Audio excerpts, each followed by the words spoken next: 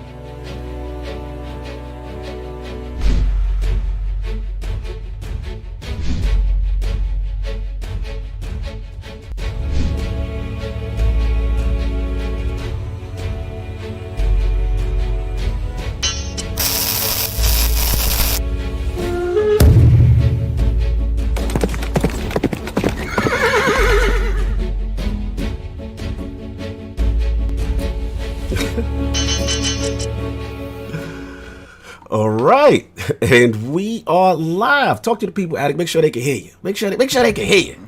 Can you guys hear me? Testing. Yeah, look, I see the levels good. The levels good. Oh my God, King, what are you doing? Oh boy! You know what it is? I got to pull out a lot of receipts today because oh my God, some things that they ain't really about, and I've been talking about it for a long time. And I'm rolling with. And man, we already with the Book of X. Already. Oh yeah. Oh wow. Shout out to Smitty. Oh, I gotta put the crest up for him. Damn, we didn't even get to start the intro. Shout out to Smitty Smith, $5 super chat. Salutations, Lord. Scriptures inbound. The Book of X. They are ready. Oh, it's pronounced as the Book of X. The Book of X. Shout out to 114 that's in the chat. Oh, let's get them. Let's go, baby. Let's go get those. Let's go. Y'all know what it is. This is gonna be a very good day. Yes, and thank you, YouTube notifications. Again, for all those that didn't know, please, you know what I'm saying, hit that notification bell. Make sure you know when we're live. We've been having issues for the past 2 weeks, so we really appreciate it. So on that note, and we are live. Welcome to the Iron Lords podcast and the Lords of Gaming.net, episode number 152. It's another glorious Sunday. We're back at the round table on the Lord's Day. I'm extremely excited about our special guest, and we've got PhilSpencer's interview, Last of Us 2 delayed, and Gearbox bonuses to discuss, so we go get right into it. I want to introduce a Lord whose content I first came across through mutual friends of the realm, Lord's Nintendo Guru, Incepted Ghost, and Mr. Badpit. Not only is this Lord one of the most positive and energetic content creators in the realm, but his infectious humor and outstanding passion for video games make him an absolute must-listen. Don't shake your head because it's true. Introducing the created host of the We the Gamer Cast and co-host of the Xbox Drive and Cup of Joe and Nintendo podcast.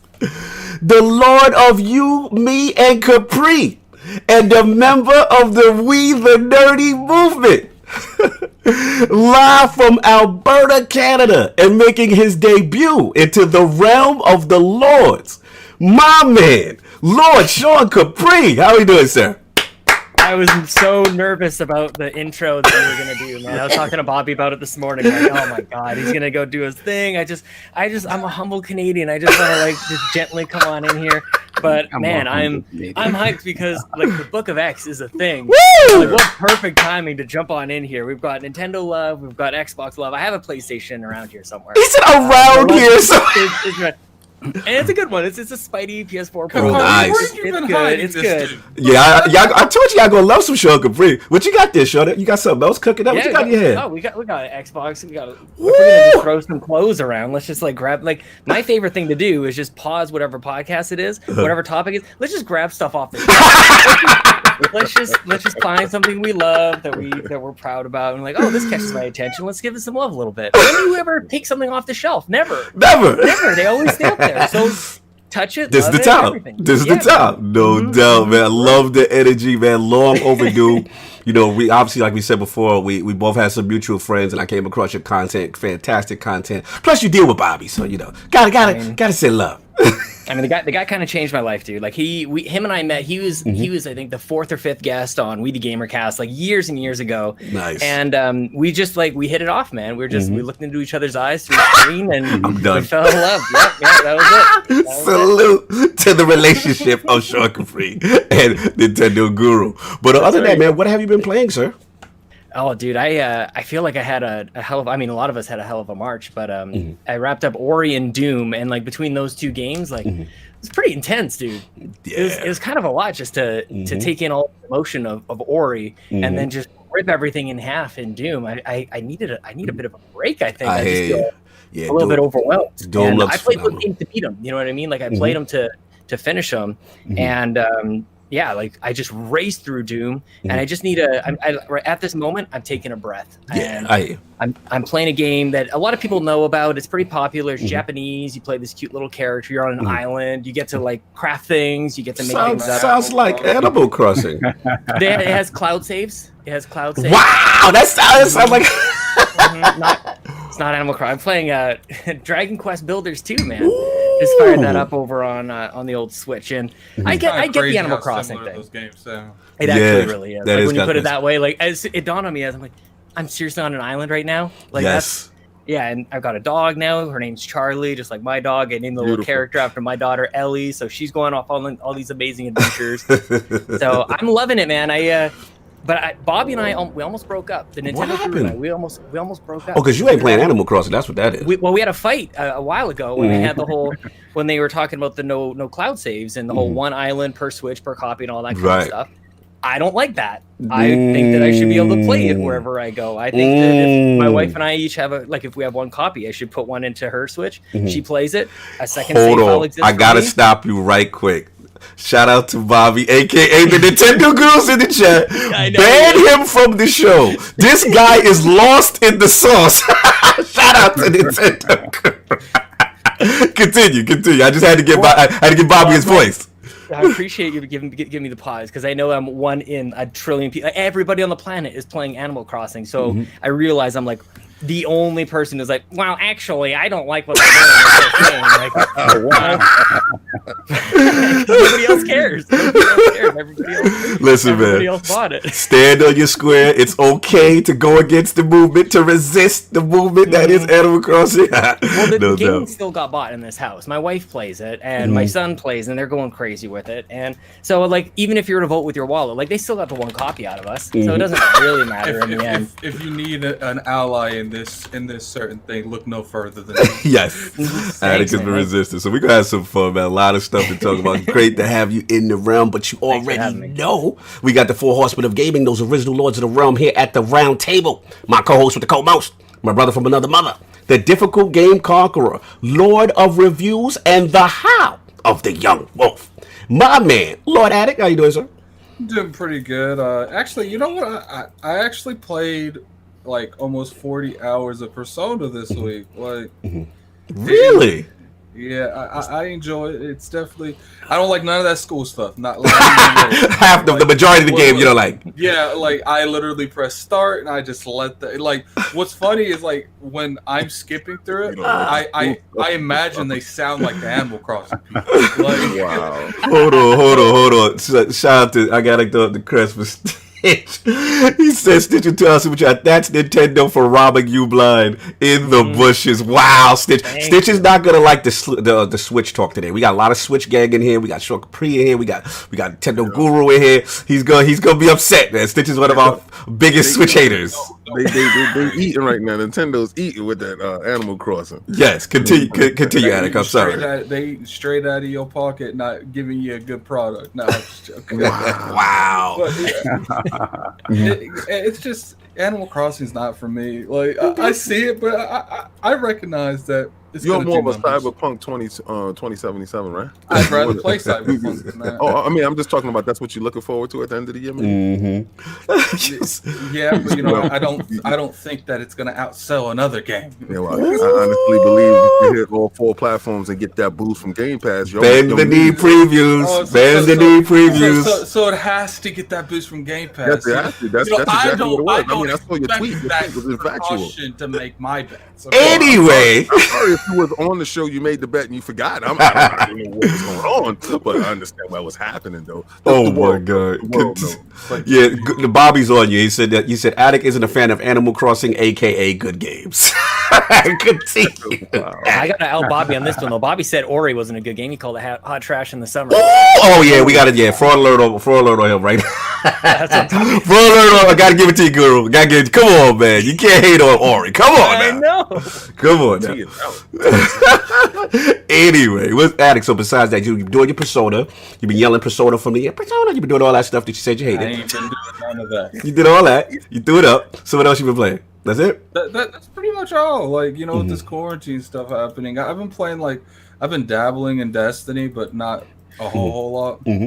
Cool. But besides that, that's pretty much all I've been playing. No doubt. And of course, happy that he made it in because he's not feeling well. We have our most technical gaming lord, the solo gamer who lives for the single-player selfish experience, and also the Sostradamus, Mr. Offline Profile Illuminati and Lord Patreon of the Iron Bank, my man, Lord Sovereign. How are you doing, sir? What's good, guys? Chilling, man. Just keeping my voice low. You know, I don't have the strength in my voice to yell at Attic. I appreciate it, man. I know you're not doing well. Glad you're still able to make it in the realm. You know what I'm saying? But just real quick, so we can say your voice. Anything you got a chance to play? Anything this week? Actually, I got a chance to finish. I finally got a chance to finish Jedi Fallen Order. Wow. Yeah, I didn't realize how close I was. How'd you feel about it? I thought it was. I mean, it's typical, like summer blockbuster ending. It was very cool. That was not a typical. I gotta ending. finish Stop. that game. Just to tell you that is a very. That's a I did typical not summer say Oh, he that. working your voice early, Saul. He working your voice early. This is the thing about it. You don't like anything subtle. You like to be smacked in the face. It's true. It's true. That's the only way you react is if you smacked in the face. Why? That's the only way he reacts. I'm done. Look at Saul trying to direct the conversation. No, I'm gonna tell you right now. You're getting angry. Angry. I'm preserving my voice off is the best. He a little sick. He feisty. I'm Yeah. gonna tell you right. He very feisty. I like this song. He back in the corner. You better leave him alone. You gonna get 15 bars. Real strong bars. Real strong, low level bar. No doubt. I finished that, but I definitely enjoyed it. I think the best example of playing as a Jedi in a game that I've seen. Yeah, a lot of people say Unleash is better, and I think they're like smoking something. They're on something. Unleash is cool, but Unleash isn't as refined gameplay wise. Hold on. I gotta throw the crust up. Super chat. Shout out to Dizzy, $5 super chat. Even my man J Dub is on Animal Crossing. That man bashing Animal Crossing while one already hurting, making it worse. Why? When you getting your copy of Final Fantasy VII Remake? Addict. How does that have anything to do with Animal Crossing? I don't know. He's on you though. He's on. Yo, shout out to Dizzy, man. He's going on me so much that he don't even know what he can come at me with. So he says a completely unrelated game that has nothing to do with that. Yo, y'all out of control, man. First of all, shout out to our brother Dizzy, man. Definitely going through his treatments. You know what I'm saying? Salute. And I know he's not, doing well. I mean, he's doing a little better, but I know he's going through it right now. So salute to Dizzy for even being here. But continue, Saul. I'm sorry. So besides once I finished that, I hopped back into Doom. I just beat the second Hell Priest, and I have to say, man, like the setup, that entire stage is a setup, literally showing you how they construct the boss that is going to fight you at the end. I've never seen a setup in a stage where they put the boss on this pedestal, like. When you get to this dude, you're in trouble, and they show you how they put him together. Like the stage is so masterfully built, it's great, like crazy. Best stage I've honestly, I don't remember playing a stage that I was like, wow, this is insane. How they're doing this. I ain't gonna front Soft. I've been watching a lot of podcasts, and like a lot of people's clips for their gameplay is Doom. And remember I was talking strong last week. I'm holding out. You know what I'm saying? Man, them clips be looking for that Game Pass. Woo! Come on, Phil. I needed a Game Pass, man. I'm trying. You've been good with Bethesda. You see my face, right? Have you played the first one though? If you play the first one, just to give you an That's idea true. That's true. Of the basics. Game Pass. Yeah. See, there you go. It doesn't. No, don't go do that, because if you play the first one, you end up biting the second one. It's really good. Just go play it in Game Pass. What I think Kid Smooth was with me. He waiting on Game Pass. My man can't continue. But I mean, it's that good. It's that good. And the first one is fantastic. But if you happen to play the second one before the first, you won't ever want to go back to the first. Oh wow! I heard that it's so drastically improved that you just can't do it. So that's all. I'll be frauding anyway. So Lord Phil Thomas. You know what that means. You know what that means, King. It's so drastically improved. It's like a completely different game. It's gonna make that Game Pass play even way better. Game Pass for the win, baby. Game Pass for the win. Bring Phil Dominus Maximus Spencer in there. I gave you the sticker. Congregation show. I gave it to you, man. So that's been pretty much it. Saul, we doing that. Yeah, that's pretty much it. Definitely. Hold on, Stitch again with some more Switch slander. Okay, Attic, you want to get that one? Or throw that in the bushes. So we got a $5 super chat. He added, can we get a trash emoji for the Nintendo topics, please? And I put in color to make sure you read it. Oh my god! So we can for Stitch's sake, man, he's definitely wanting. We need a fraud alert, a watch the pockets, and an into the bushes. Right, you got the fraud. You got the fraud because he's fraud right now. And he definitely pocket watches. Oh, hold on, we got the dealer in here. Shout out with Dylan. Let's see what you. LordCognito. Play both Doom 2016 and Eternal Ace. Let me tell you a story about this man, the dealer game. So I joined the party last night. I just got off work. Wanting to chill. And he don't talk for 10, 15 minutes. Just ran in there, fawns, and then he just randomly talks. And he's like, "Hey, at it." I'm like, "What?" He's like, Are you playing that what?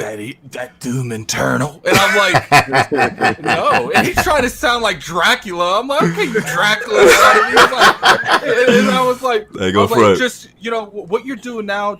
Expect it from me in Final Fantasy next week." He's like, "But there's a difference." I'm like, "Well, you're wrong because it's Doom Eternal." Yeah, I go for the Listen, man. Even shout out to Lord Sean Capri. Even I was listening to him talk about. You were raving about it, and everyone's loving it. It will happen. It will happen. But Animal Crossing and other things are happening because you know why, Snitch? You know why, Dealer? Switch is coming in hot. That's why. It's coming in super hot right now. So I'm just a little distracted. You know what I'm saying? It's coming in hot. It's going to come in really hot when that Doom Eternal plays on. Sure, dude. They're going to get a hold of that and blow up.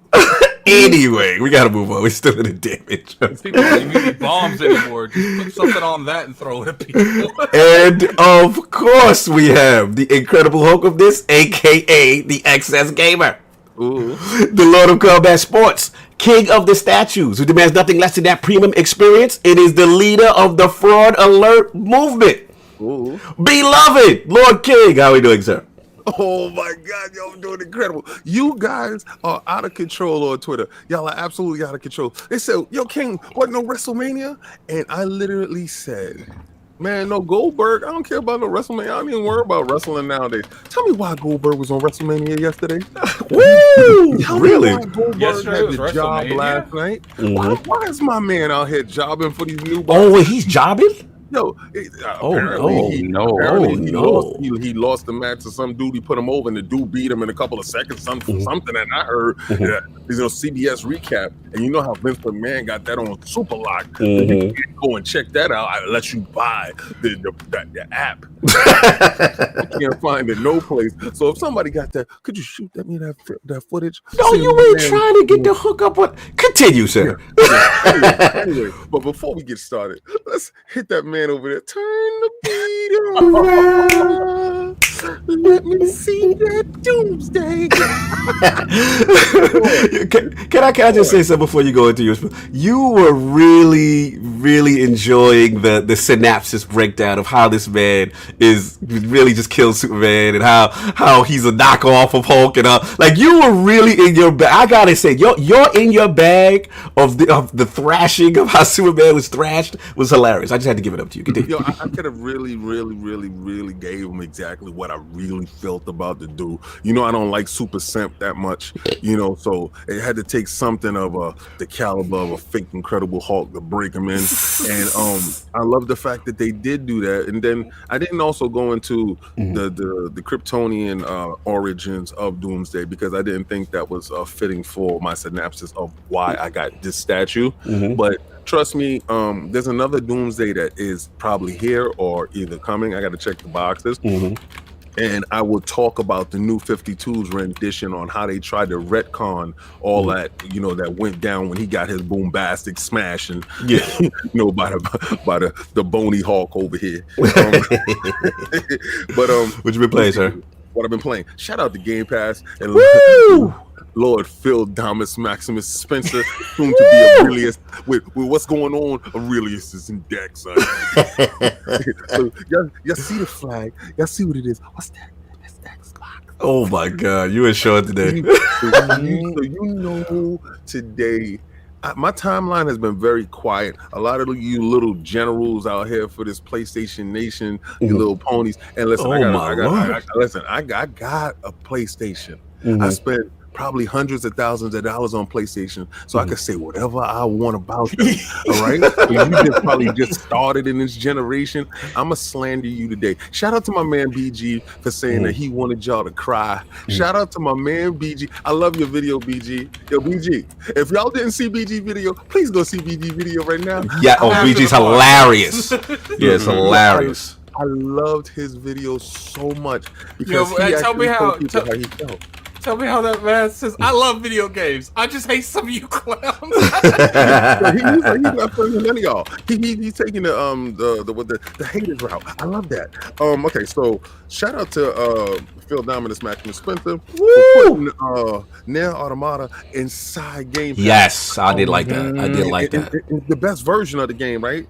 Becoming of Gods. I love that. I was playing Bleeding Edge. I played that, and then I was playing this little gem that I found in the bushes on Game Pass called Westerado. All right, so I've been on my little indie kick, right? Because why?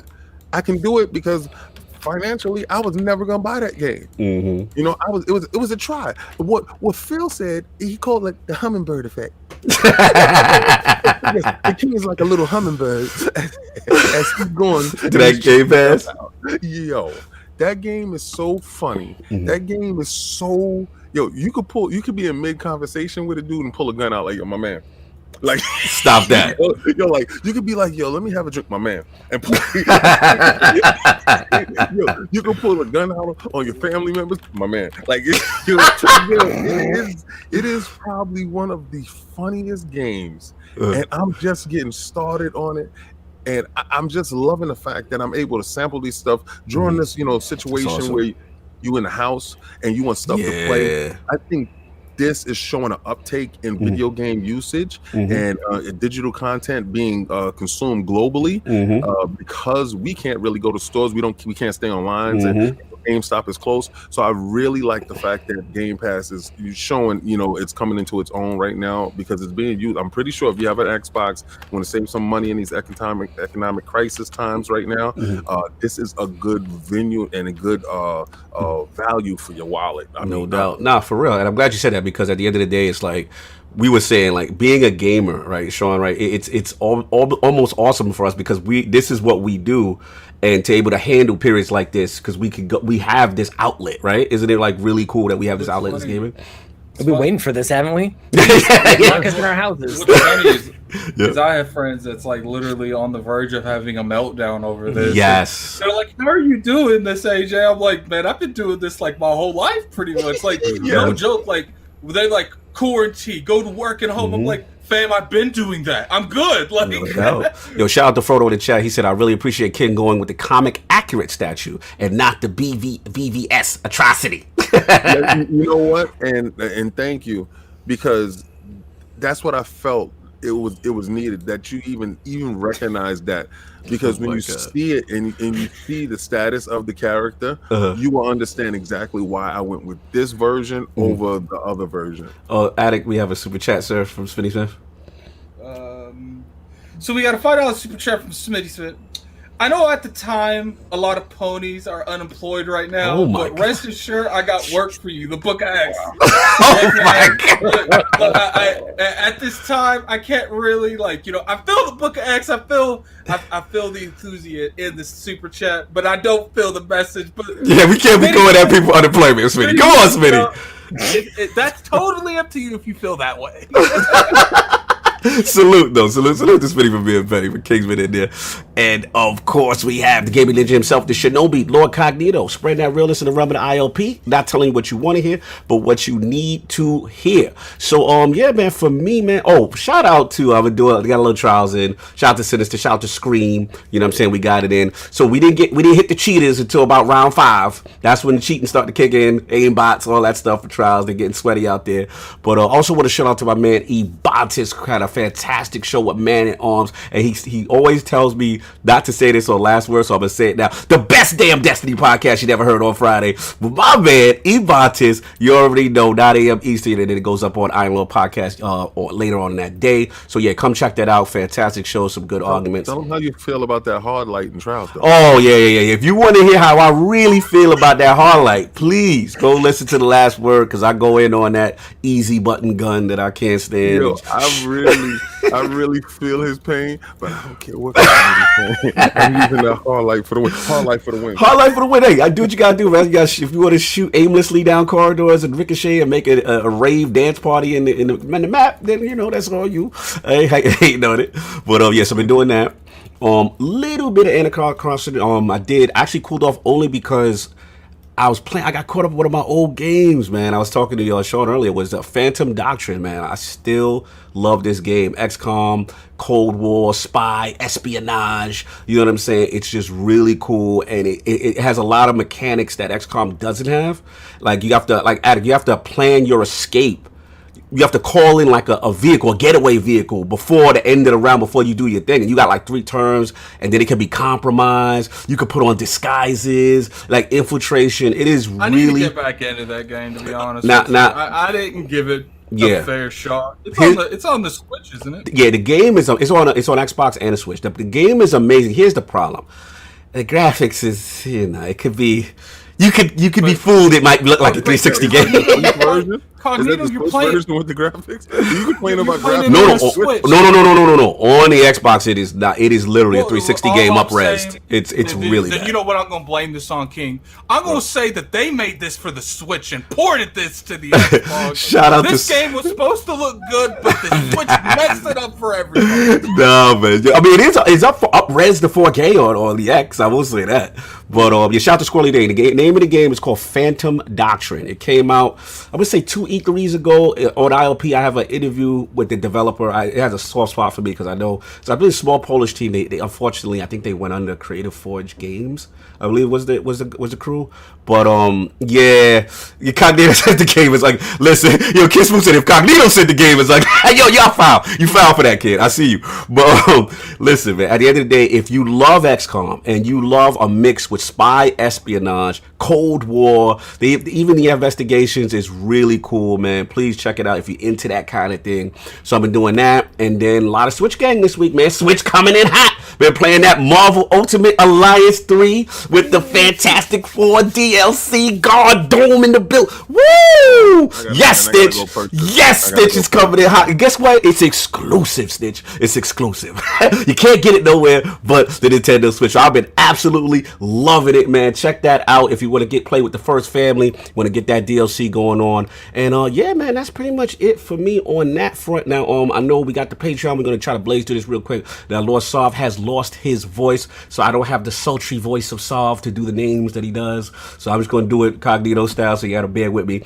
Let me say something real quick before we start that. Yes, please. Shout out to Cap Daddy Fat Stacks. This dude literally just sent me a code for Doom Eternal. Bro, wow, bro. You sure that was for you or was that for the round? It's definitely, see, like it might have been for the round. We can discuss that after. I'll tell us for the round. We'll talk about that later. Anyway, moving on. So, we got to get these Patreons done, man. So let's do it. Start first with let's do the Patreon members first. Do a couple shout outs. Gotta do my fake Saw voice. We want to shout out to our members of the realm. Again, you support us. We really appreciate all the support we get. We cannot thank you guys enough. Without you guys, you give us energy. Always make it fun in here. So let's start the shout outs. Lord Death Singer from the realm. You know what I'm saying? UK salute. Lord Death Singer. You know what I'm saying? Then we got my man Lord Jameson in the realm. Salute Lord Jameson. Of course, Cat Daddy Fat Stacks in the building. Already giving out codes out here. Always giving it up. You know what I mean? Lord Taozuichi. He's in the building, of course. Salute. And of course, the co-bearer. Salute, co-bearer. Lord Petey, you know what I'm saying? Sonaldo in the building, one of the stream team members. We got our boy. Yeah, whole thing. You got to say, shout out to his family member. Oh, that's ill yes. right now, his cat. Thank you. Oh, actually, Gerbil, I believe. The Gerbil. Yeah, that's the Lord of the Gerbils. Mm-hmm. So he's Gerbil Lord. Shout out to his family members. Yes, and getting better. Yeah, absolutely. Salute to him, man. I know him and wifey definitely take care of those. Salute to Lord Mostly Martinez. You already know what's up. Lord Michael Lugo Monkey Punch. You already know. You know what I'm saying? Yeah. And of course, Lord Chancleta himself. Salute. And of course, Sammy Prescott. And of course, I just had him on last week, the Great Wall himself, now of the Cognition team. You already know. You know what I'm saying? Salute to Stillwell. And I can't always pronounce his name wrong. Sifu Poetic X Initiative. So salute to him, man. Really appreciate that. And Iliad Shalomovich. See, I can't do it like Swab. So obviously, y'all gonna get the rough version from me. You know what I'm saying? And we got from Germany, my brother, Lord Lynchpin. Salute. Of course, we got Lognet's own You know what I'm saying? Editor-in-chief assistant, my man. What's up? Yo, I'm thinking. I said, y'all better be glad that Cog is doing it, because if I was doing it, you get something like Jamaican Lewis. When we butcher the names, yeah, we completely butcher the names. Salute to Lord Undead 3XVI, and of course, you already know our brother, our Destiny brother, Gaming Forte. My boy Vagabondo in the building. Salute, and of course, the number one Switch hater himself, Lord Stit 6669. It's up in here. You know what I'm saying? Shout out to the $5 super chat. Lord Soft, please feel better. It's not the same without you, bro. I know. Hey, $5 super chat from Smitty Smith. Sounds Smith. I'm trying, man. I tried my best. So I'm trying to save Saul voice, man. I gotta get the rough version. I ain't smooth like Saul. So we got that. Then of course we got my man Lord Meds. Salute Lord Meds, and of course the insipid ghost, Lord Luke Law, my man. Salute you, brother. Really appreciate it. And Novocaine in the building. Kareem H, salute.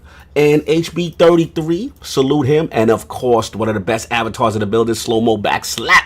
And the forever patron, the man who always will ride with us to the end, Lord Whiskey. You already know. So those are our patrons. And then real quick, we got to salute the members of the realm, all you guys out there rocking the emotes, all the cool, fun stuff y'all doing, the fraud alerts, all that stuff. So we run this real quick. We got a couple of new ones, so we want to salute that. Salute to Lord Duran Edwards, man. Salute, man. Getting that bronze level in. You already know. Lord Jameson hitting that join button with that Lord Gold, the Golden Lord. You know what I'm saying? Kid Smooth, I see you earlier in the building. You know what I'm saying? With the bronze. Lord 281 Dean. Salute him. And of course, our brother, our podcast brother, Lord Boomstick XL, Double Barrel Gaming. Salute, brother.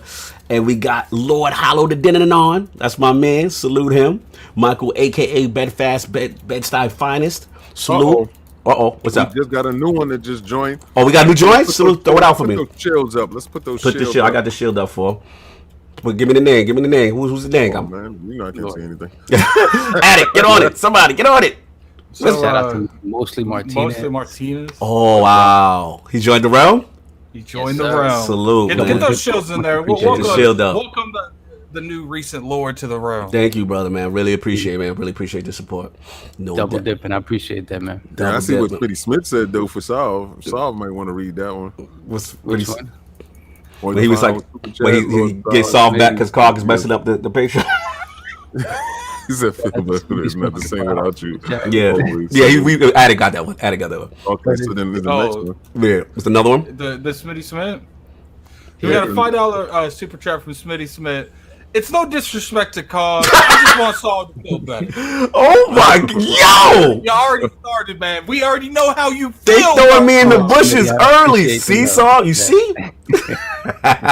They don't like my bars on this. Let's get some into the bushes for LordCognito. Yeah, I'm in the bushes today. I'm in the bushes. No. Hey, one man show. Try my best.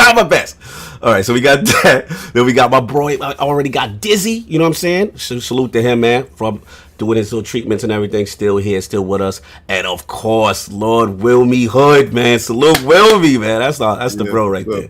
That's what's up. JD Gamer, Cat Daddy, Fat Stack, Smitty Smith. I shouldn't call your name, even though you're slandering me.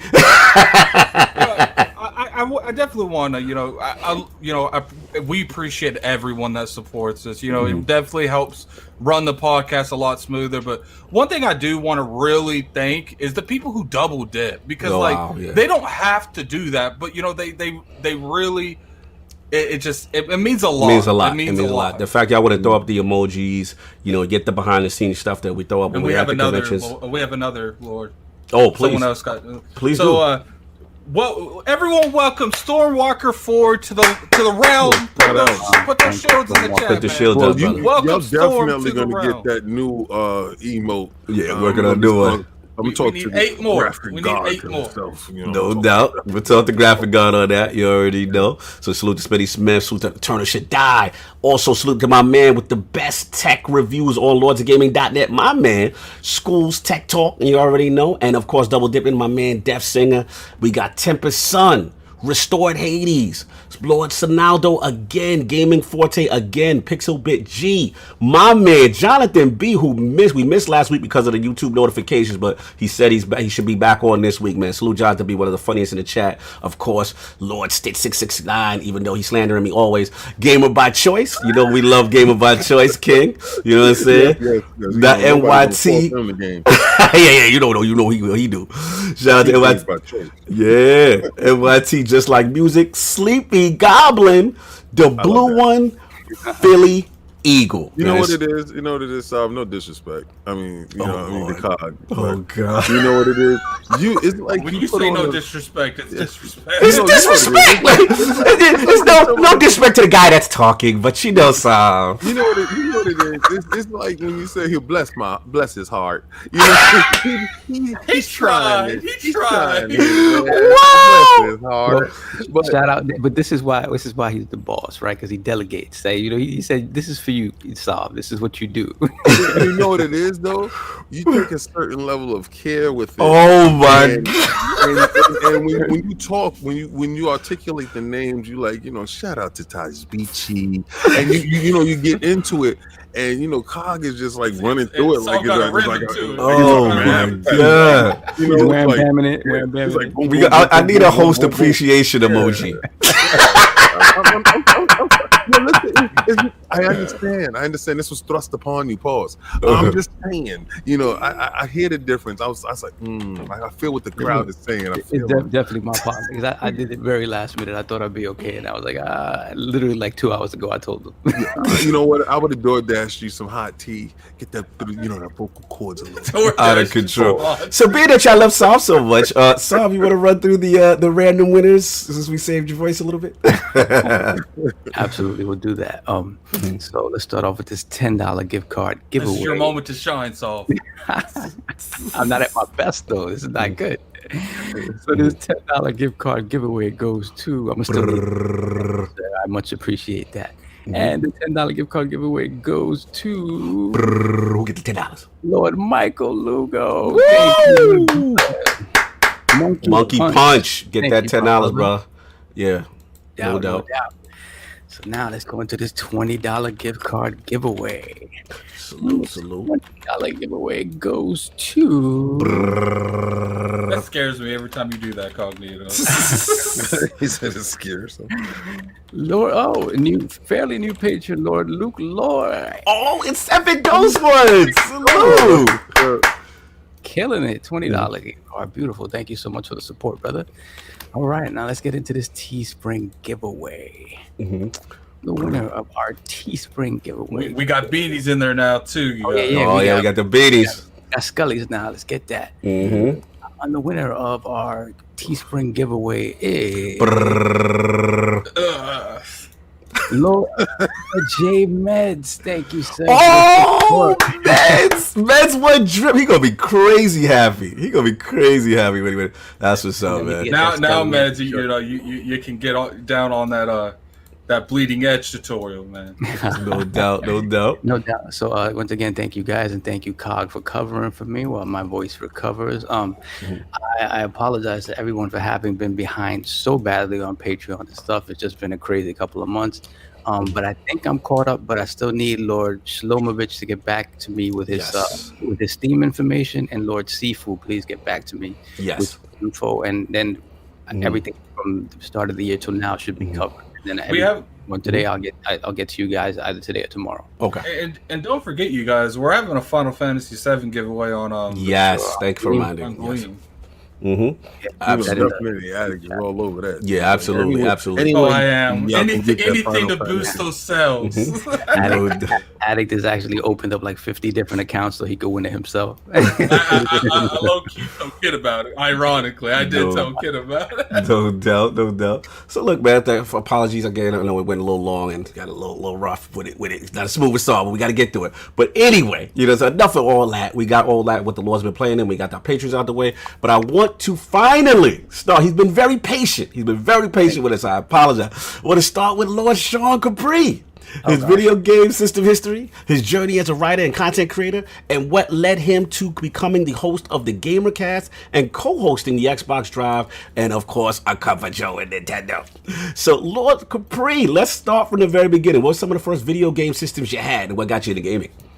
You know what, man? Like, I remember, like, it's so clear to me. I think everybody has like that one memory of like when gaming starts for them. And for me, it wasn't a console. It was my dad bringing home 386 PC, like that played Pac-Man on it, like that old, like it was a crappy port of a crappy port. It was basically like the Atari port, and because it didn't have like dots, it had lines that you would play, right? So we were playing on DOS, like we were playing DOS games back in like 1989, 1990, something like that. Like we talk about loud keyboards now, dude. Like that keyboard was giant. The keyboard weighed like 30 pounds, and the monitor on it. And the computer had a turbo button on it. It had a button where you hit the button and it went from 12. We talk about gigahertz, dude. We had 12 megahertz overclock, variable clocks. We had it was like early overclocking, man, up to 25 megahertz. That's when you could see the difference, dude. It was we were like obsessed, but my family had 4 kids, so we needed to produce. So we were working from 8 years old. We were working delivering flyers and stuff, and so and all the neighbor kids had gaming systems. So like, why would my parents spend money on it when you can just ship us next door? So they got us a computer. So we were playing, just really, really basic DOS games from the early goings. But throughout the whole time, we had a couple neighbors across on the block. There was a neighbor across the street, worked for a telecoms company. He would always come over and fix it whenever we'd screw it up. And then I was thinking about this earlier today. I'm like, there was a guy down the street. His name was Grant. Don't even know how we even met Grant. Salute to Grant. So shout out to Grant, dude. Because every now and then, Grant's the real VIP. Grant he opened the whole world to games, because every now and then, Dad would ship us out to go see Grant. He's got some games for you. Go see. Like I've never even, I don't know, like we didn't have like a connection with his kids. You just got that random message at school. Your dad says go to Grant. Honestly, and it was a good day when Dad said go see Grant, because you go see Grant, and Grant had like this incredible setup, but he would send you back home with like floppy disks, like dozens and dozens of floppy disks, like Doom, and we had this game like Willy Beamish and all like the Police Quest and the Space Quest games. Like, and I haven't thought about this in a long time. I keep thinking about like when we first got our Xbox, which comes much, much later, but like it was we were ripping games off like crazy, dude. Like, and all PC Master Race. That's what you was doing. You was out here just copying games like disc after disc of Doom and Doom 2, and of course Wolfenstein and all those games. But just some weird stuff too. We had not too many people know that there was a Mega Man game for PC. It was 3 bosses. It was but terrible stuff, like really bad. There's a Street Fighter port. There was a Mortal Kombat port. We had a lot of like, and I just felt like back in those days, like if you were playing like a PC game that was made for PC, you were golden. Those games were great. But if you were playing a PC game that was actually made for console, like that stuff was, we talk about jank now. Yeah, jank. Yeah. It was busted and Facts. And I remember getting like our first like gamepad, like the Gravis gamepad with like the purple and yellow and red buttons. Wow. It didn't work. It was like pre-USB, right? Like why you taking it back? Woo, let's go. It was like a printer jack or something. I don't even know what the hell that the serial port. Yes. And but it like maybe it worked for certain games, and like if it didn't, you restart, and like no SSD for like reboot times, just sitting there for forever and ever. So it was supposed to be like this word processing computer, but we kept tweaking it, like thanks to our friends around the block, like Chi across the street. He was a super smart man. Comes from China. He was very smart at this kind of stuff. Grant down the road, he gave us all the games. Chi and Grant, you guys, you got like a whole little operation of people with your whole. Telling you. Yeah. I haven't even talked about Neighbor Matt. Neighbor Matt is my best friend. I don't have a memory, or I don't know him. And we had our fence that divided our backyards. There was a gate in that, so our backyards were actually connected. Wow. So we could have like Nerf fights and everything, but we could also call up Hey, is Matt over? Like, is Matt there? Can we hang out? Yeah. Nice. Click the phone. 19 seconds. You're at the next door, dude. We would time Wow, that. that's what's up. And you just run over and play games like that. But they had the 486. We had the 386. The neighbors had a 486. That did, and a 4x speed like CD-ROM. Okay. His teraflops was crazy. Oh my god, dude. Teraflops. Unreal, man. Unreal. So hold on one second. I gotta pay the bills real quick. Shout out to Stitch $2 super chat. Wait, are you guys gonna give out the full game of Final Fantasy VII on your ring? Yeah, he's out of control. Shout out to Scrolly. $500 game. Shout out to Squirrely Dead 82 $5 Canadian. Our joint had a turbo button and the monitor had 3 colors you could switch between.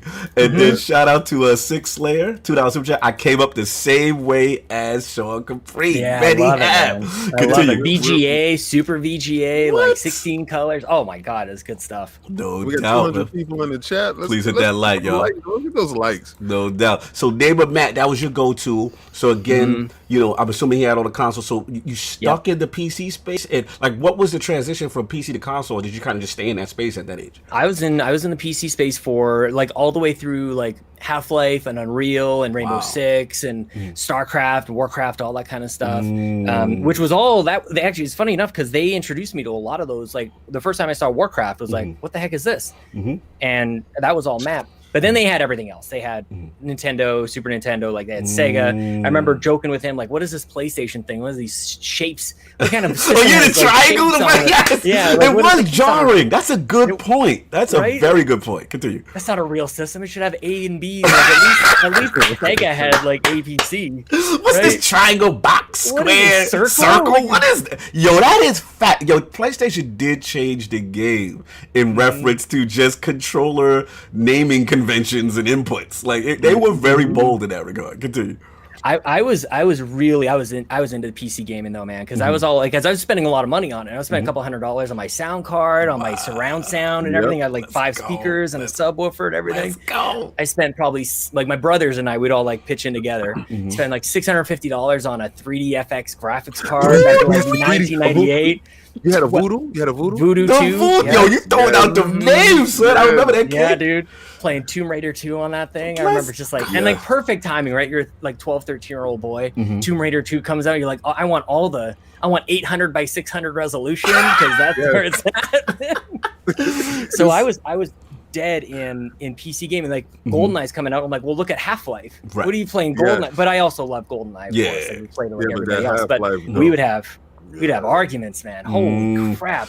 It was like, so it was literally PC versus console early for you. side by side. Wow. So then what really, because again, unless you still stayed PC, what kind of made you kind of more transition over to console more on a kind of a full-time basis, or you kind of split? I mentioned that $650 for that graphics card. Yeah, well, that was the last one. That was it.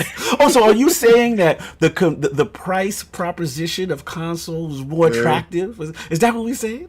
I mean, it definitely played a factor for sure. Yeah, and also like for like my parents were very, I don't know what it was, but they looked at that computer always. That computer was also games, but mostly homework. Yeah, that's true. Right. So it was mainly for that. It was mainly for work and everything. But like we were on those things going like pre-internet, like what were they called? Like those old bulletin board systems, and you could download like strategy guides, just text strategy guides from like GameFAQs and stuff like that. We would print them off on the old. Oh, he's my favorite right now. Yo, he talking that talk right now. GameFAQs, you understand me? See, the Sovereign is being quiet right now because he's saving his voice. But I know Sovereign is nodding his head like, yeah, Soft though. Yeah, that's right. But it was the price and games too, of course. Like we knew that there was like we spent summers like days long over at neighbor Matt's house playing like forever, like even like Star Fox 64. We had 2 maps, one of them was good, and you play that for a day. Nice. Like it was incredible. And we would on birthdays we would rent the consoles. So we'd go to Blockbuster or whatever down the street, on the pop shop. You had the briefcase, everything. Yeah, yo, King, you taking it back, son. You know what it is? Y'all live in a bubble, right? And y'all think y'all are the only people doing it until somebody tells you your same story in a different skin. Yes. And he's just telling you my story and your story as well in a different skin. And he's giving you, Matt. I didn't have Matt, but I'm pretty sure I had Calvin. Yeah. Right.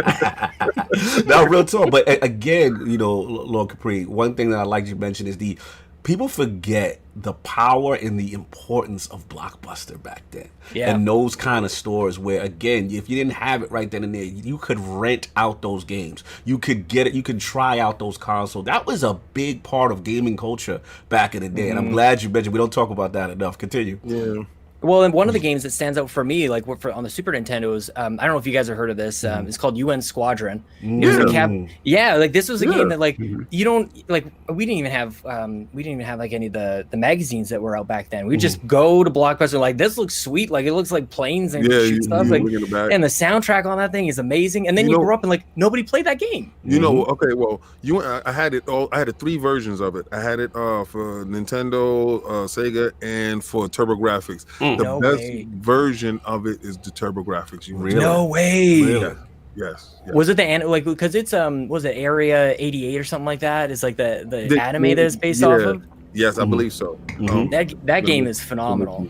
So yeah, we always got a taste of that, man. And then eventually my brother and I, we decided like, okay, we've been working since we were 8 years old with this flyer route. Like, so why don't we just pull up some money and get a Dreamcast? Ooh, that was the first console that we bought, and we were playing, like, of course, like Sonic and everything else, and Marvel vs. Capcom. You're right. It's the Japanese version of the game as Area 88. Yeah, man. Right. Yeah, oh gosh, that game. Your memory is really good. His memory, good. Oh, I love that game. Really Bobby makes fun of me a lot. It's like that game is trash. This is better. No, I know it's not. It's really Grady. Time out. Wait a second. That was fire. But continue. So the first console you got that Dreamcast. You said you sound like you was excited about something else. You said you had the Marvel vs. Capcom. You guys remember a little arcade game, Dance Dance Revolution? Yo. Oh my God. Let's go. Like, Sonic, Marvel, whatever. Like, Dance is popping out there in Canada. It was real. Well, and also, like, you have to remember too, like back in the day, like modding your systems was rampant. Yes. Right? Like on Xbox, that was later to come, PS1, PS2. Neighbor Matt, I hope not to out him. I won't give you his last name or his salute to Neighbor Matt. But he worked at Blockbuster. Years later, you had to connect that Blockbuster. So anybody who worked, I think it must have been the same in the States as well, where you got 10 free rentals a week. Yes. So he would just take games home, burn them. Yes, and then Saul is being quiet right now for a reason. I'm gonna tell you right now, my hookup is right here with us. Yeah, Saul, talk about it.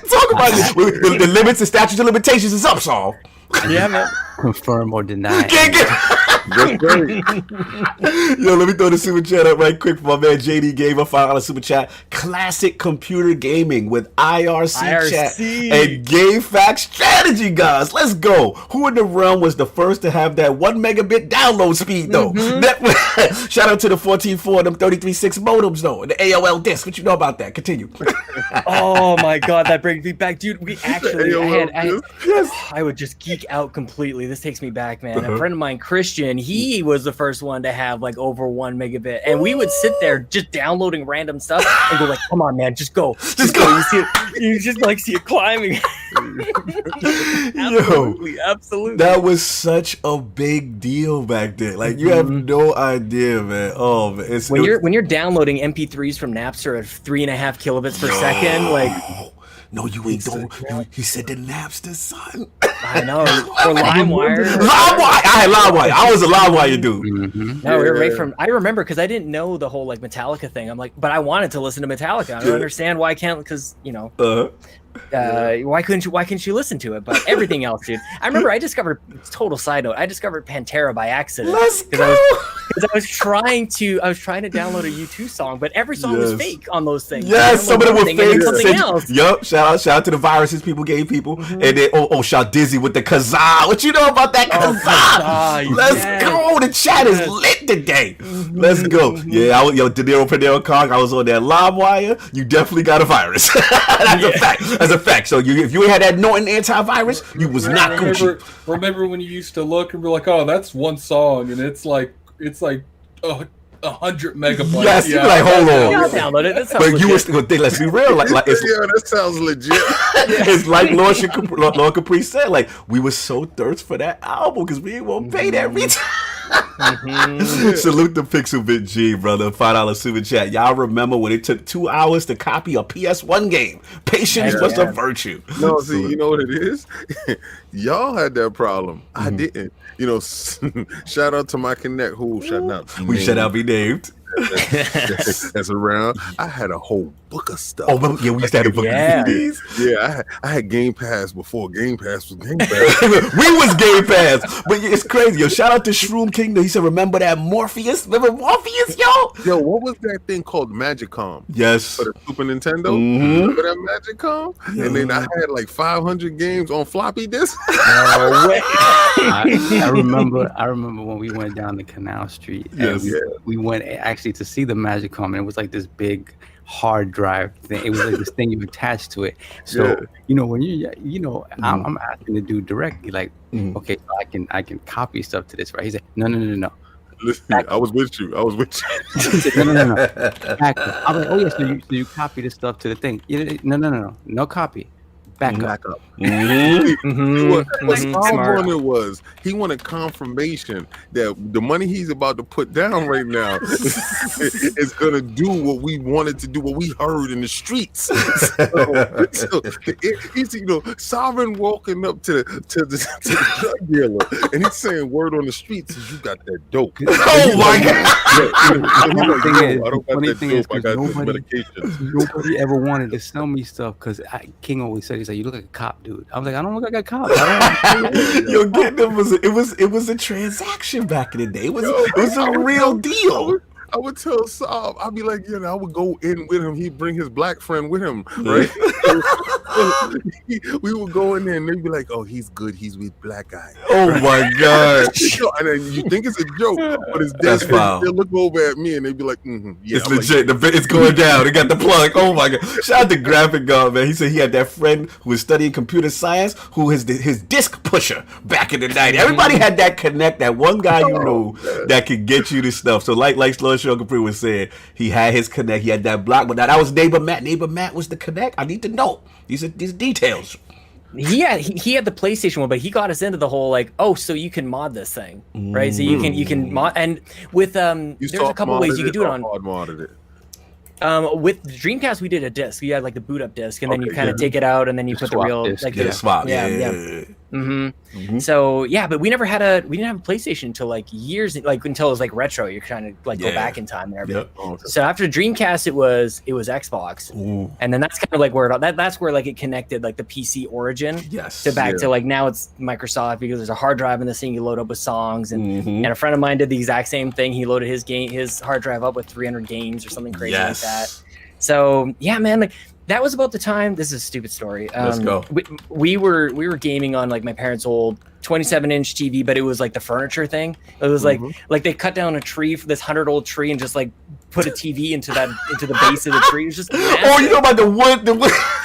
You could stand on this thing. Well, you talking about the big back TVs that look like a floor mount, that look like furniture in your house? You talking about those? Yeah. That thing weighed 600 pounds, and man, you're not. You could actually like stand on it. You could jump up on it. Yes. And do like a white girl dance on it or something.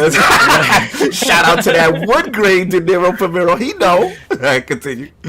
So the Xbox was so technologically advanced, and we didn't understand it, or at least my parents didn't. And we plugged this thing in, and it was about that time that this TV started to die. But the TV was like 30 years old. This thing is ancient. So my parents thought that our Xbox was killing it because of like all the definition. It was too much power. Or maybe it's this TV is like decades old, man. Shout out to Scrolly Dad, $2 super chat. Back when houses were filled with spools of CDs. Yes. Salute, man. Salute. I'm thinking about his pops. I'm thinking about his pops right now. And he put that Xbox on the TV, and his TV started looking funny. Yo, get it off of my TV.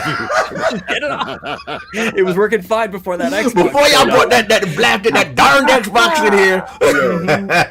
Yo, salute. God, Yo, these we are had the classics. DVD remote. Remember the remote? You had to like plug in. You had to take up one of the spots for the IR receptor Yes. thing. And you had to, yeah, man. Like, Oh my yeah, Xbox God. was a good time, and Yes. but that was an expensive get. That was we probably walked up. And it wasn't even, we didn't even have like a Best Buy at the time. We walked to the grocery store, and the grocery store had like a photo lab in the back, and that's where we bought.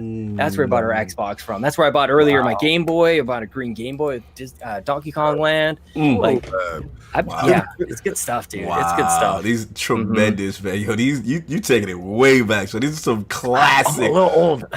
We love it. The Lords are old too. Buy this attic. Yeah. He's a little old, and he has the youngest face in the game. Every time we do these, I just think to myself, I need to get more people my age on this show. Like, We're getting there. We're getting You know what it is? You thought you had somebody your age because you saw his face, and then he hit I you low with key the did. dog. Like when we got on here, I low key did. You was like, yes, somebody young. Finally. They're not gonna do those war stories. Those old ones. I was very wrong. Let me tell you about the old Warcraft game, the 4-hour Warcraft game that got interrupted by my parents picking up the phone. No, don't pick up the phone. Don't you dare mess up the clicky sound.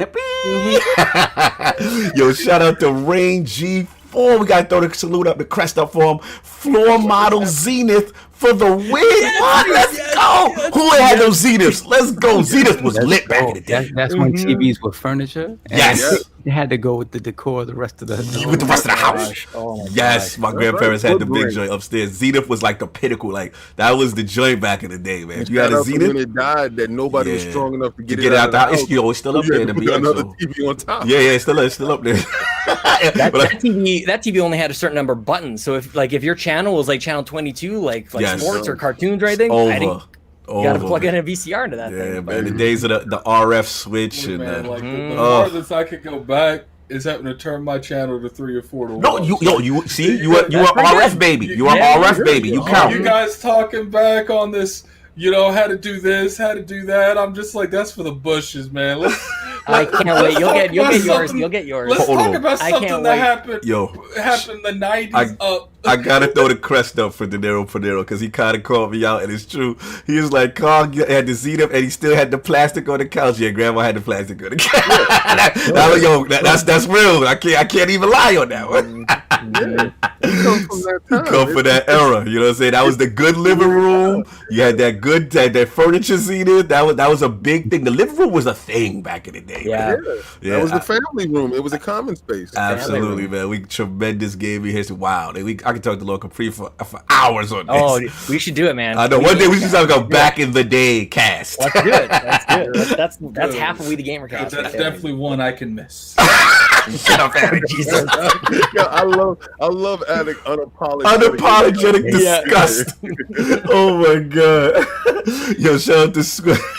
I'm not even joking. Every time we go into these like old stuff that's like before I was born, first thing I do is pick up my phone and look what's Twitter doing. Shout out to Snake. He said you could not sit on that plastic. That's a fact. Shout out to Six Legger. Living room was dressed up like a museum. Facts. You had plastic on the furniture. No, you sat on the floor, my man. You sat on the floor. That's for company. When the company came, they could do company that. Yeah, sits there. you don't sit sit on the there. floor, my Oh, man. you guys are you had fancy to- with furniture. No, you that had to sounds be nice. you had to be careful with all the porcelain little dolls. Like Oh, I man. remember my aunts, not my mother so much, but my aunt. She used to keep all the little porcelain party favors they give you for like baby showers and stuff like that. Yes. Keep that all not in a cupboard somewhere, but she put it on the coffee table, so you could not play around the coffee table.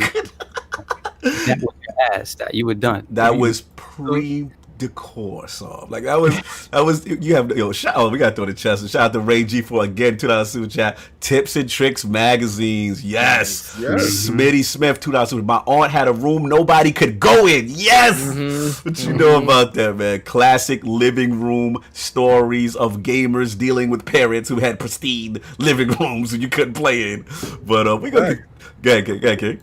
No, it's just a facts. It's just facts. All this stuff is beautiful. I love the chat. The fact that the chat is rocking with us. They actually old like us. Salute to the age range of the chat. Make us feel all right. Yeah, we're making us feel good. You guys are gonna go see now long before I do. Don't worry about it. We won't remember. Oh my God! Moving on, tremendous. So look, we got some of the game history, and so I want to transition real into the content creating part. Yeah. Like what got you into content creating, and then of course, you know what I'm saying, the podcast that we know you for, like We the Gamer Cast, which I love. I love that. It's really good one-on-one stories. I think you have my boy N64 Joshua in there, and heck yeah. And I heard that one, and I think Benji. You had a really cool guest, and then you have some co-hosting, obviously with the Xbox Drive, and then with our good friend Lord Nintendo Guru, Cup of Joe and Nintendo. So how did you transition into podcasting? I was obsessed with podcasts as soon as the man. I hope this isn't going too far back in time. Let's go. When they took podcasts, Attic loves this talk. It's still gonna feel a little old, I think, because there was a time when podcasts you had to plug your iPod into your computer to download. Remember that? Like it was time before, but that wasn't when I was into podcasts. As soon as podcast app just showed up on its own, I'm like, what is this? And a friend of mine was really into podcasts, and he got me kind of going on the first few, which were non-gaming. It was like Adam Carolla, Mark Maron, a couple of those. I remember Man Show and everything. Like he had his, I think his show was like the #1 show for the longest time. So I was listening to those for a while, and I was really enjoying them. And then I was like, well, I've got more time. I could, as you do with podcasts, you start with one and then it grows. And then I discovered, I think like a lot of other people, all the IGN stuff, like Beyond and everything else. And also in Canada, I don't know if you guys know too much about like Victor Lucas was like everywhere in Canada. He's on TV. EP Daily, like that's where like Canadian kids with loving video games, they know Victor Lucas. He's our Lord and Savior. He's your guy. Okay, I'm learning. He's the dude. That's what's up. So we're watching him on TV, and he also has a podcast. And I remember him. I was driving down for work one time. It was like probably 2014, something like that. And I remember him talking to like every experienced podcaster. Year one. Okay, let's go. This is like shut up, Attic. Last decade. We're last decade. 2014. Attic say, okay, I'm listening. Yeah, put the phone down. I'm here. Continue. Other Zig said Victor is awesome. Continue. Victor is awesome, man. He's just a true champion of the industry, and he did this thing that a lot of podcasters do. A lot of like Greg. Oh my goodness. Miller? Kind of funny. Greg Miller. My goodness gracious. All good. Does whatever they like. Kevin Smith. They all do the same thing. They say, if you want to do something, just do it. And I remember listening to this podcast, like thinking, like Victor Lucas is talking directly to me, and I must do this. Like this is the thing I wanted to do. So I basically kind of like put this thought together in my head of like, I'm going to create a blog. It's going to be called This Silly Thing. I'm just going to start writing about stuff. And it's funny how like the blogging world discovers each other. I still don't really understand it, but somebody had found my blog and said, hey, I'd love you to write for this site. It was called 16bitkings.com. I wrote there for a little bit, and where things really turned around for me was meeting Andrew Semichek from We the Nerdy. And he's like, I want you to do some reviews. I would like you to do some like op-eds and things like that. So, and I thought I was a good writer, like I could string a couple sentences together. I can use words that are more than 3 syllables. It's like, that's terrible. Don't do that. Don't use fancy words. But one day he's like, would you like to come on the podcast? We the Gamer Cast. It was 4 people doing the news and pretty typical kind of thing. So I jumped on. I'm like, I love this. Nice. Oh my, it's way better than writing. I've got to sit there and like figure out what to do with this comma or whatever. And I just love the podcast. And that was really the start of it. That show kind of died after a couple episodes. It was tough to, get everybody the same week, same time and everything. And I said, could I just take this podcast and kind of reformat it? Because I like what Mark Maron is doing with this thing. And I remember he had a show, and I remember just seeing him, like the visual of him putting the cans on, getting in front of the mic, and just like talking to the mic. And I'm like, that looks awesome. Like it was the visual of him doing that. I'm like, I could do that. I've been hooking up my VCR to my PC when back in the day, trying to capture and record like Ace Ventura quotes that would launch up when my computer started up. So I've been messing around with audio for a long time, like Wave Studio with my Sound Blaster back in the day. So I've been messing with stuff for a while. And yeah, why the hell not? I ripped off his format completely. The Mark Maron format. Shout out to ripping off the format. Salute. Seriously, like 10 minutes of just intro. Here's what it was at. Here's why I'm totally insane and silly. And then let's get into my chat with this person. And then I close it out. And yeah, like that's really what started it. Wow. And Bobby, the Nintendo guru, was like I said before, I think 5th or 6th person. And anybody who started a podcast, anybody who started one, especially if you're doing it on your own, it's very discouraging at the start. Nobody's listening. Why am I even doing this? Like, you know, all those things that come along. And then Bobby shows up and we have like the best. You talk about going down memory lane. He's talking about like his mom, like driving him down to get his NES, and he's shouting from the back and she's like, shut up or we're going to turn his car around. Did he tell you about those classic Punch-Out stories? Did he do of course. Yeah, I love his Punch-Out stories. Amazing. Days, man. Yes. So we just hit it off. And at the very end of the episode, he's like, you know what, Sean, I've really enjoyed our chat, and if anybody is listening, get on the show. This is the most fun I've ever had. And it was just like, even just thinking about that memory like fills me with joy and chills, because that changed everything. That was like somebody else, like a listener or a guest or whoever it is, gives you belief in yourself. Oh my God, so important. I'm so glad you said that, because again, you know, even for the Lords, like, you know, Addict knows, like we you know, in the beginning we started this thing, and it's like you said, you're talking into that mic and no one's listening and the chat's empty. We've all been there. You're probably bad at it. And you're bad with making mistakes. And it's like, but when you get that first or second person in that chat or someone who responds and say, yo, I loved what you guys did or whatever, just that one person gives you life to come back next week. What's funny is a lot of people don't know we're on the episode 152. This is technically like what episode, like 170? Yeah, because we had like the 20 episode trial run. We actually said, and what's funny is like when we started this part, you know, the Iron Lords podcast, and started covering everything, me and Cognito sat down. This is right when we brought Solve and King. We're like, let's just act like those other ones never happened. We're like when we brought Solve and King, he's like, this is episode 1. This is how we really envisioned this thing to be. And what's funny, the only place you can find those is on SoundCloud, because they're still there. Like the original episodes is still on SoundCloud. Shout out to the super chat real quick. I got Rain throw up the crest for him, G4 for the $5 super chat. My grandma had those mothballs all over the house. Salute to that. I remember those. You know what I'm saying? Yes. Salute. Yo, Stinger is loving Lord Capri. He is saying, wow, sounds exactly like how I moved to YouTube instead of resurrecting my website. He is spot on as far as the solo journey. Love that. Yeah, man. Alex James, I'm here for Sean Capri. Oh, yo, I love it. That's what's up, man. So yeah, just want to touch back on that, man. Like, you really hit some real chords, and a lot of new content creators need to hear what you said. It's so important, again, that in the beginning and then finally getting that feedback from someone and getting that confidence. And in your case, it was the Nintendo going, Lord Bobby, you know what I'm saying, having that tremendous chemistry, and then things just started to bubble from there. How did they move forward from there? Yeah. It's funny because I look back on those days, and like we were so excited to just be making something. And there's like this silly like innocence to it that I think people need to, like, either if you get on with it and keep going, remind yourself of that every once in a while, because there was like this you just wanted to make something. You weren't trying to perfect anything. You weren't trying to make it for anybody. You were just trying to do a thing. And there was quality in that. There was something that, like, there was something so honest and true about that that I think we all kind of like need to remind ourselves. I think I did that over the winter. Kind of like November, December, like, wait a minute, what am I doing this for? What is it? What is it? And as soon as you get back to the like, I love talking to people. That's where We the Gamercast just kind of came back. It's back weekly now, and I just love chatting with. I just like meeting people, like this whole thing. That's what it's about. Exactly. That's what We the Gamercast is, man. Love it, brother. Love what I'm hearing, because at the end of the day, it's like you said, that passion, and it's always good to go back. Like Attic was saying too, you go back to those old ones, you listen to how you sound, and you're just doing it for the love. You know what I'm saying? But then you're like, damn, we were really bad.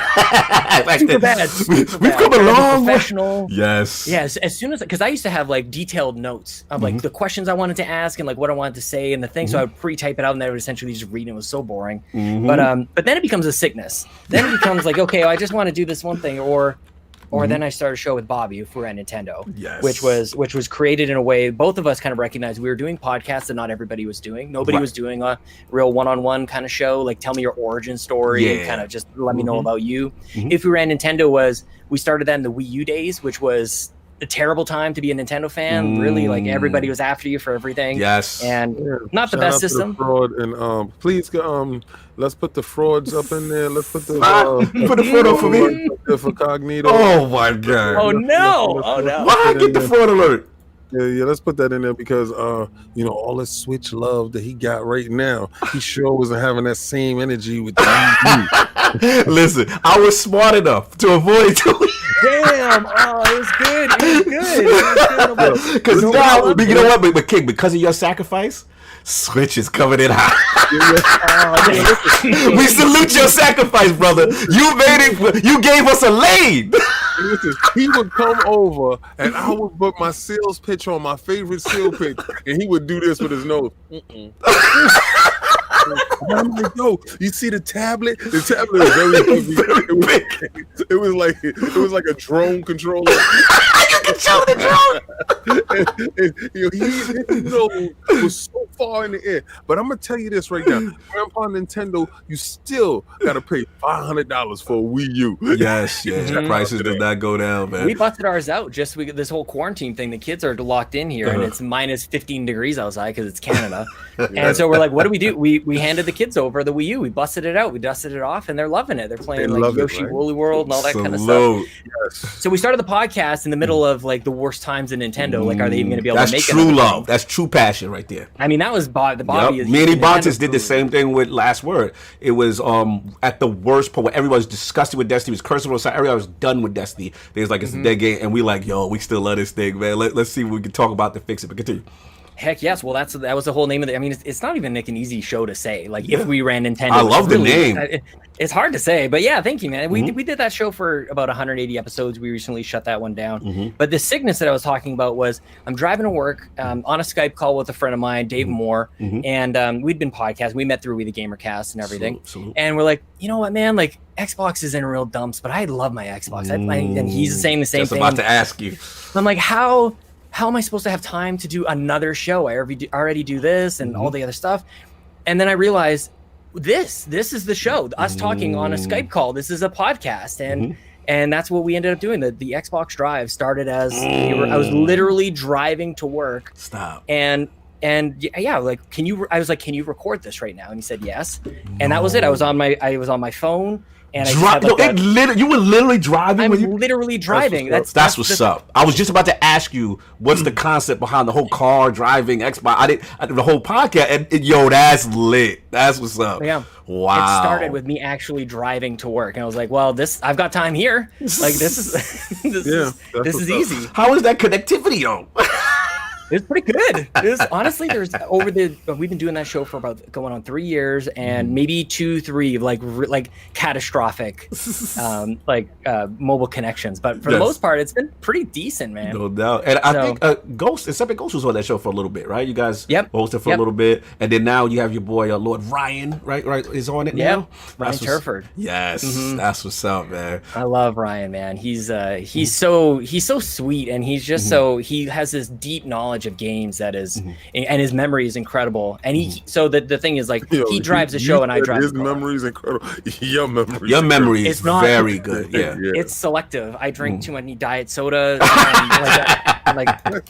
Speaking of being old man, my brain. I have a weird memory too. Like if I go into a house or something like that, I never forget the layout. Like I remember messing around with chicks in high school that I don't. I literally I went in their grandparents' house one time and I know exactly where everything is. Like, shout out to Attic with the criminal mind. He walk in and he done scoped the house out. It's not even that. It's just like I have like a generic photograph memory. Like that's what's up, man.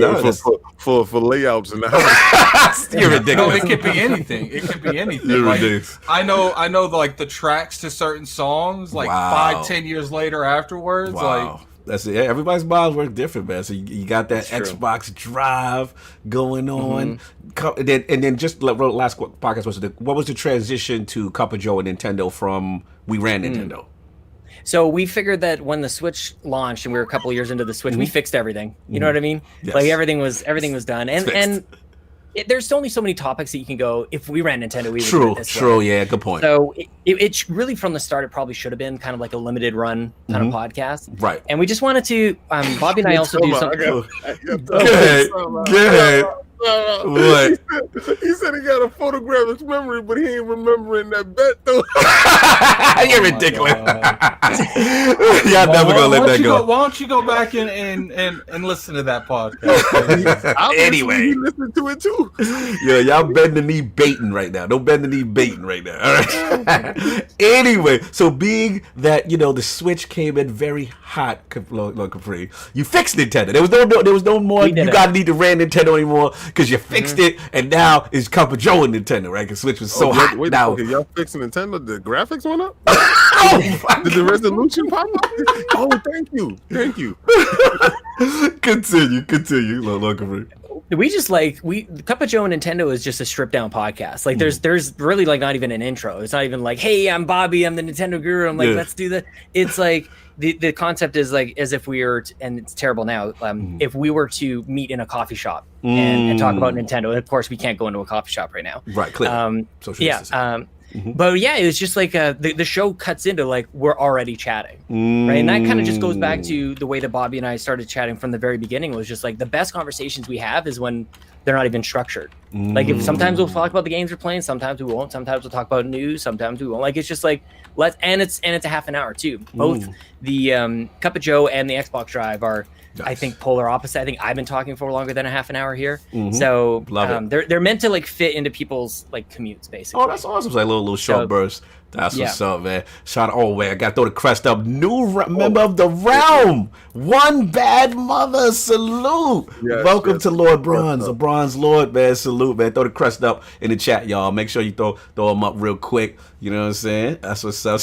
Yo, Stitch is so fake. This Switch talk has me sleeping. Oh, man. Stitch, don't worry about Stitch. He's just, oh, wow. Hold on. Throw the big crest up for slow-mo backslap. $10 super chat. Shout out to the Iron Lords, minus Addict and guest. Great show as usual. Resident Evil 3's campaign is longer than Cog's capping for Animal Crossing. This $10 super chat is worth more than a Gearbox bonus. Oh my god. To be fair with you, Slow-Mo, I don't acknowledge you either, so I don't blame you for not acknowledging. You know what? So he might have to get the on to something though. I might have to give Slow the on. He's on to something.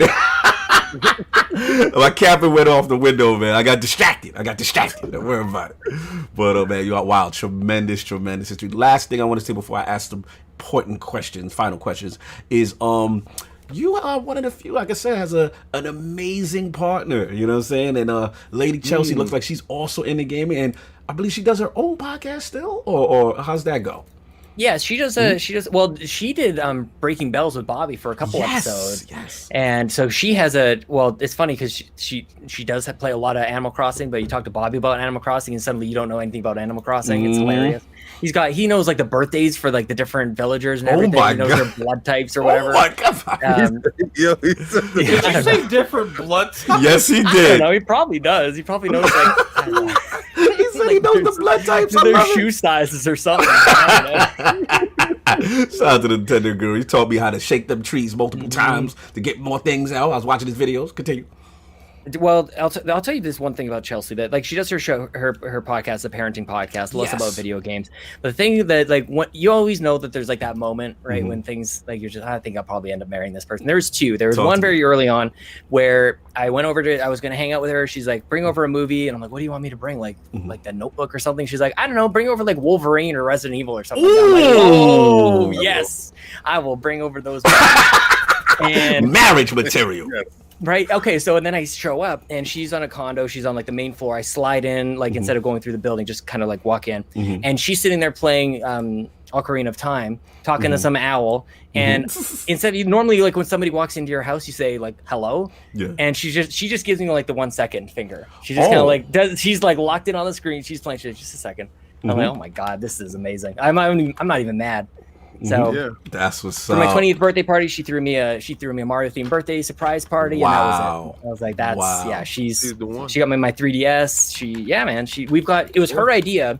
My setup, I can't believe I didn't tell you guys about this. Our setup on the other side of this room, 2 TVs. We each have our own setup, like so that she can play a game and I can play a game. We play like Borderlands together, side by side. We don't do any split screen stuff. So, and that was all her idea. If we had a wall big enough, we would have 3 TVs because we needed one for the middle to watch actually like TV while we could play games. But you settle for 2.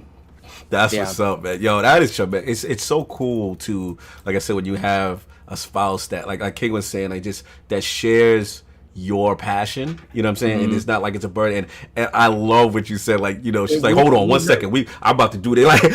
Even though technically that's rude to another person who may not be into gaming, you respected where her passion was. So you like, you know what? I'm feeling you for this. Yeah. What was the guest name that explained the Michael Mercy? Michael Mercy. Mm-hmm. Lord Michael Mercy definitely hit the science of that whole chemistry. Like when you walked into the house, and it started before you even got to the house, because the movie that you was bringing, you thought it was going to be some typical crap like The Notebook, and not saying the Notebook crap. I mean, I actually like The Notebook. Bad Notebook slander, continue. Exactly. So, but she said something that was in your vein. He was like, "Yo, that's what's up." And then when you get there, she's playing Zelda, and she's like, and you was like, yo, at this moment, I am truly in love with you. You're breaking the barriers of what my expectations was. And then see, looking at your setup, you can't have an elaborate setup like that without the level of love and trust that's in that. To say that, do your thing, and don't compromise yourself, and that's where you grow, and that's when time passes, and you don't even know time passed because you're living it, and Lord Michael Mercy encapsulated it so perfectly when he said it, because it's a lot of times we have different guests on the show, and everybody is special in their own right. So I will truly remember all this whole journey with you just for this portion. It's classic. In the earlier portion, but the fact that you're sitting here with this joy, that's why you look so youthful. You're not stressed. You look fantastic. This is great. I'm having a great time here. Shout out to Delilah HD. She said, "My husband and I are the same. We could not share our gaming spaces. We have about 8 consoles. It's kind of ridiculous." Everyone said in the chat, "That's a keeper, Lord Capri." They say, "Wifey, Chelsea, she's a keeper." They said she takes it seriously too, man. Like you'd think that we'd be playing Animal Crossing together. She's like, "I don't want you messing up my island." Yep. Better have your own for real. Salute. I'm so lucky. I'm so lucky. Very tremendous gaming history, tremendous gaming marriage. You know what I'm saying? So I gotta ask the question that we ask all the lords of the realm. You know what I'm saying? So the first set is, I need Lord Capri's top 5 video games or franchises of all time. Okay. It'll be different every day, I think, like a lot of people. Okay, let's get it. Okay, StarCraft, Dragon Age, Mass Effect, Half-Life's got to be in there. Half-Life. One more. Let's see. You know what? And throw some love to Call of Duty. What? You're the As first a series? Call of Duty. You're the first ever guest. Everybody loves to hate on Call of Duty. I love Call of Duty. Listen, man. I love Call of Duty. Fantastic for me. But listen. Let me explain. Like, people don't understand. I had this conversation. Shout out to Undead, and StarCraft, I love. But like, as far as Infinity War, I like when Infinity War came in. Like the initial, the Zampella Infinity War. Those first 2, like all that, low key.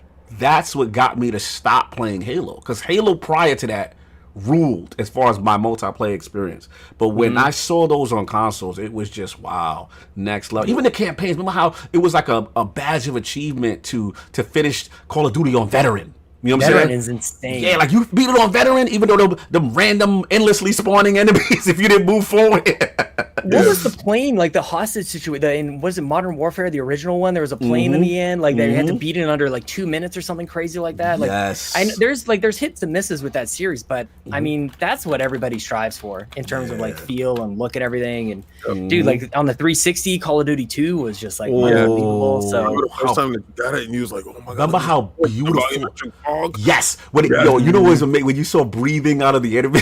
I was like amazed. I was like, "Yo, this is next level." They doing it until you threw that difficulty on veteran.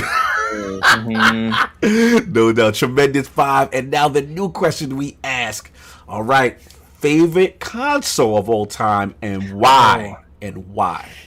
Any generation. Somebody said 360 a couple weeks ago, and I was like, damn, that actually might be it. That actually might be the one. I think it might be the 360. Although I am loving, like I've got the Gears 5 X right next to me right now. Like I love this generation too. So this one's tough. So 360. I'll say this one because I can play my 360. How about that? Oh, so you said when you said Xbox One of all time? I love it, man. I really love it. I really love it. Explain why. Listen. He has the best of both worlds. He has his 360. Look at Cognito like, listen, are you sure? I got to ask the man a couple times. Listen, man. Well, here's the thing. Like, I feel like it'd be disingenuous to say like, oh, the Super Nintendo was my favorite one. Like, I didn't even own it. Like, I love it, and there are great games. And like, I didn't own it, and I didn't own like until now. Like when I've kind of gone back in time and bought them at garage sales and whatnot. Yeah. So yeah, I don't know. I feel like it should probably be limited to one that I actually owned when it was a thing. So that kind of 360 you didn't own when it was a thing. 360 I did, but I also love this one, man. Don't let me stop your joy, brother. Don't let me stop your joy. I love it. I think it's a tough question to ask, really. You are the first, and I'm gonna hold you to it. Xbox One is your GOAT of all time. I'm holding you to it. No doubt. So look, no matter what the day on if somebody asks me my favorite game or console on a day, it's like it's gonna change. It's always gonna be different. Whatever I think. I don't know, man. I'm not writing the gospel on it. A lot of people like wouldn't agree with this, but mine was the N64. I remember that's where I first like really sat down and played Zelda, because I played Zelda for like the NES and stuff, but I never really played it because I was too young to really comprehend when I played it back then. But like the N64, besides that, maybe the PS1, because I played my first Final Fantasy on that. Yeah, I have two that I'm torn between, and that's Neo Geo and Turbo Graphics. And I ain't never even seen those consoles. Yeah, well, a lot of people didn't see Neo Geo. Yeah, a lot of people financially couldn't see it. I would probably have to say Neo Geo because at the time, that's when arcade graphics was real. Like whatever you purchased it, it was exactly the same exact the first thing in the house. It was and I remember purchasing a cartridge. I remember it was the do or die moment. I walked inside the store and they had Fatal Fury. And I said, let me get the Fatal Fury, because they, they had it for me, and he got one copy because they will only get like 2 copies, and one copy was there. And I said, okay, cool. How much is that? And he said 265 something. Yeah. You're about that life. So I looked right. I looked up at him and I was like, I'm going home with it now. At the same point, it's $250 some. Is that with or without my kidney, sir? Yeah. Listen. This is where me and Cogs hate came in. I know this story. Continue. I didn't know Cog had the seething hate for me, right, at this point in time. Yes. Because prior to this purchase right here, I didn't know this purchase was going to be the formulation of my demise. Yes. Right. So prior to this purchase, Cog took his equivalent to $250. What was that? 8 meg? Genesis. The first 8 megabit cartridge was Strider for the Genesis. So he bought Strider. Now, Cog did not know. Prior to that, I was always in the arcade beating Strider on 1/4. That's my claim to fame. He bought Strider. I sat down in one playthrough and ended his purchase. His my brand new purchase. Right in front of his eyes. It said, "Thank you." I was disgusted. I was disgusted. I didn't know that he had this hate in his blood, right? Yes. So my $250 cartridge, $250. I got it in the house, and I'm like, "Yo, Cog, you need to come over. It's the same exact thing in the arcade." That Fatal Fury. He came over, and I couldn't beat Geese Howard. Yes. He proceeded to beat my game with one cheesy. Shout out to Andy Bogart with the cheesiest elbow in the game. Shout out to Andy Bogart for Fatal Fury. Let's go. And I looked at him in his eyes, and I saw the joy that was in his eyes. Because he said, "I got you, brother." I got you. Right there. Classic. Listen, And I said, man. get out. Get out! You're thinking, yes. Yo, you gotta understand. For us, it's one of those things. We had this rule. Like, it's a stupid rule, but I don't know why we had it. But it was a personal thing. Like, if you bought that new game, you brought the friends over, right? You let your friends try the game, right? You let them try it. But there's this unspoken rule. Like, don't finish my day one purchase in my face. Like you can't be doing, like, you can't come over and we just doing this new experience and then you get it and beat it in front of me. Now you leave and my game is I didn't see it. So it's just low key, that is kind of rude. Yeah, so it's like he did it like Strider was a thing. Like, you gotta understand, like, it was the first from graphical fidelity for Genesis. It was the first 8 megabit close to arcade perfect, right? So we coming over, we staying up, we bugging out, and then King, and I see the credits going up on my. And I'm like, my guy, like, you all right. I was tight, but you gotta hold it in. So I'm like, all right. And so when he got the Neo Geo, I was like, hey, let me try. Let me see if I can get in there. And then, man, I tried my best to beat it with that cheesy move. So shout out to Andy Bogart, shout out to Fatal Fury. That was my little revenge, and King for ruining my moment. I got a chance to get it.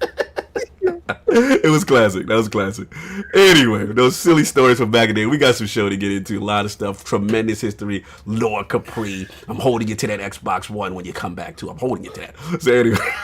Love me some Dragon Age, man. What can I say? No doubt. Oh man, shout out to One Bad Mother with the super chat. Who want to get that? Who got Idek? You got One Bad Mother? I ain't doing it because this is old gamers. Y'all, okay, so let's get. I got you, One Bad Mother. He's the new member of the realm. $5 super chat. ILP gaming history sessions are Sunday therapy for us old gamers. Nostalgia is a hell of a drug. Salute, my brother. You already know that is facts. You already know. So we gonna get into. We got the poll and all this good stuff. Last week's poll votes are in. To the people have spoken. Let's get the question. With the initial announcements of Project xCloud, Xbox backward compatibility, and Game Pass Ultimate being staple features moving forward with the next generation, which of these features do you think is most important for the Series X? The winner of the 4-way ILP vote with 59% of the vote is, oh my God, King is gonna love this.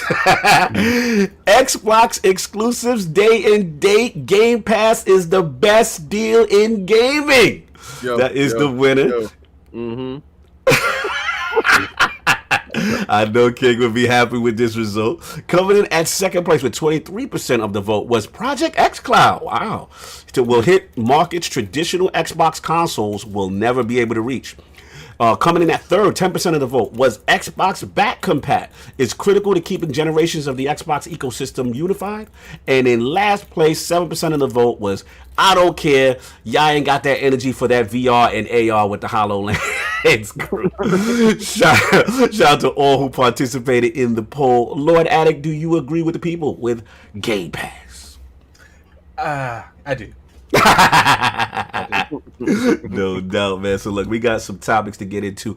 The first topic is up. Lord King grabbed this up with the quickness. So Lord King, man, I believe what's Phil Dominus Spencer. King, you don't have to act like that.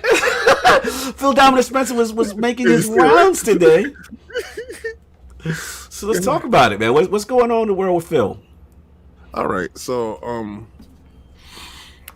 do you want to you want you'll be afraid? Yeah, I'll set up. So pretty much, we had Phil. He was on. Looks like he was making the rounds. He was on 2 shows. One, I believe, was IGN Unlocked. Fantastic interview.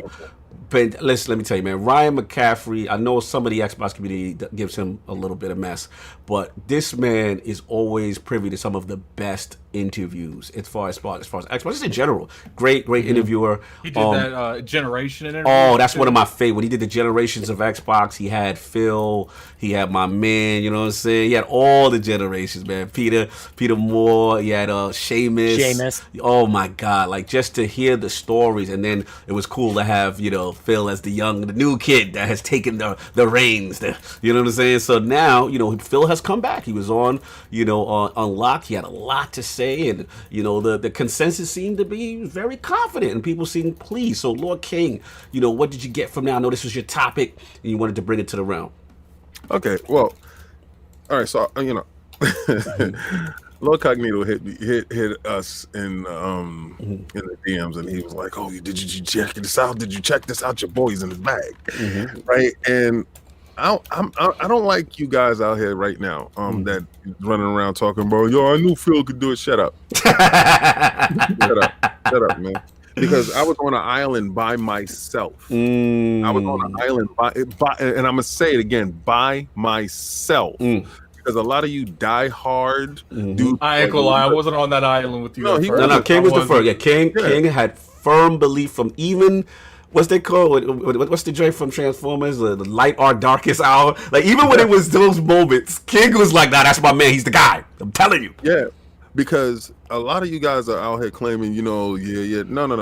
You were saying, let's take a wait and see. You die hard dudes, and I'm looking right into your soul right now because I know the truth. Your receipts are not your receipts are fabricated. Mine's is authentic, right? And I'm gonna tell you why. And y'all already know the story. I talked to him. I didn't care about T-shirts being given out. I didn't care about anything that was going on in the background. My conversation with him was to see what was in the soul of the man, because my company, well, not my company, but the company I chose to love, my Xbox that I chose to love, was on the brink. Yeah. Do you understand how close they were to being dissolved, and that was it? And shout out to the Dawn. Shout out to Terry Myerson. Shout out to the Dawn. Yeah, there was a structure that was in place that was destroying the fabric of the company and the games that I love that probably will never show up again, type of thing. And I was on that part. I was like, man, they really fumbled this joint. And, the glory days of the 360, the fun, the connecting TVs and stuff like that. And there was this little shining star in the corner. And talked PhilSpencer. But this is before he got Dominus. This was PhilSpencer. Pre-Dominus talk. And I got a chance to meet him at FanFest. You see, this says FanFest. This is for the fans. Facts.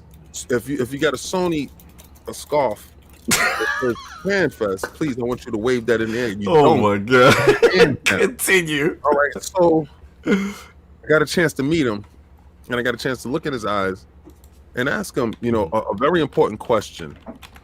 And he answered the question honestly and truthfully. Looked me straight in the face, grabbed my hand and said, well, how did you like the show? And I said, you really want the real answer? He said, yes.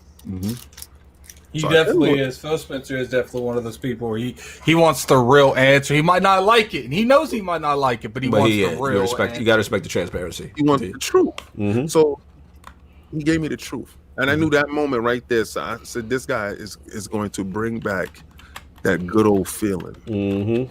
Now, a lot of y'all guys laughed at Cloud. You guys laughed at his vision of where Xbox. Nobody cares about backwards compatibility. Nobody cares about old games. Well, and I have to give it off to King because we might bicker around and joke around, do the little bit of these sessions, but everyone on this show at one point in time has went at this man over PhilSpencer. Yeah, we've in the past couple years. Everyone minus King on the round table has definitely at one point questioned or had an issue, right? I remember we used to have conversations on this show where it's like, man, I don't know, Phil might not be that dude. Like, it was more so like he's got a lot to prove, right? Because of what's going on against him. You know what I'm saying? And hold on one second, I just got to get Forte. Shout out, put the crest of Forte file in super chat. Sorry for being late, but I was rating at an absurd time last night. Shout out to the Lord for making my quarantine day better. # 3 a.m. rating. My man, salute that you can make it. I joined his party. He had like 6 people in there. I knew what was done. I knew what was up. I was like, I'm going to see myself out of the room. You don't have to tell me. So, King, back to what you were saying. Obviously, like we're giving it up to you. We are bending the knee to King for the vision. You know what I'm saying? And seeing it. Now my man is in this now we're in dominance mode, right? We're in Maximus. And he's in this interview. Mm-hmm. Did you see the level of confidence that he was exuding? He did. He had Did crazy confidence. Did you know what that man knows? He got the secret for you. He got the secret for you. Mm-hmm. Because what he said in the interview, and if y'all didn't hear it, I don't believe in that secret sauce. Yes, he said that. Mm-hmm. You know, I don't subscribe to that. What's on the paper is on the paper. You know, I mean, he said like a year ago, like, you know, when people kept asking him hardware, he's like, look, the hardware is going to be good. Let's talk about the games first. Yes. Like, so he built he got developers together. He got a squad. He got a team behind him, and I see a level of confidence. You see it chuckling. Mm-hmm. You see the smile. You see. Oh yeah, the energy's different. The energy's different. There's no question. Ryan McCaffrey asked a very important question. Mm-hmm. He said, "Now that you saw, you know, Sony's rebuttal to your joint, and how do you feel after you seeing this?" He ain't do that laughter, King. He ain't do that. King, you throw a bad sauce on it now. He said,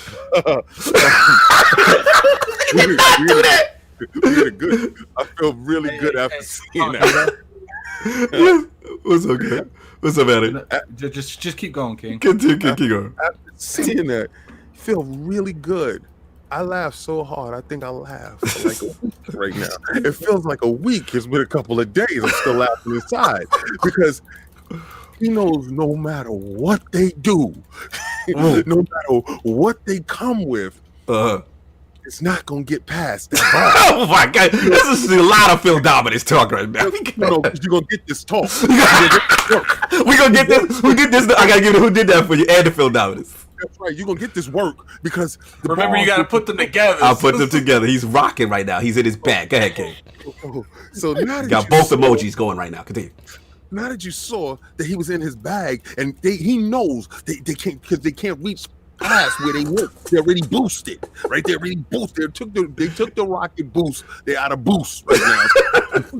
They said they boosted up to 10. They can't catch the 12. We've established. Yes. Ryan McCaffrey hit him with another positive question. That question that you was looking for. Now that we know that PlayStation is, you know, doing the economy thing.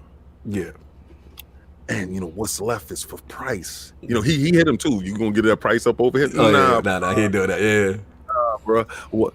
I'm pretty sure he did mention. What I want to bring out is he did mention multiple times that he wanted to state we are flexible on the price. He was acting agile was the word. Continue. Right agile. now we are at the point where it seemed like he was saying we're going to react to the price, not say a price. So okay.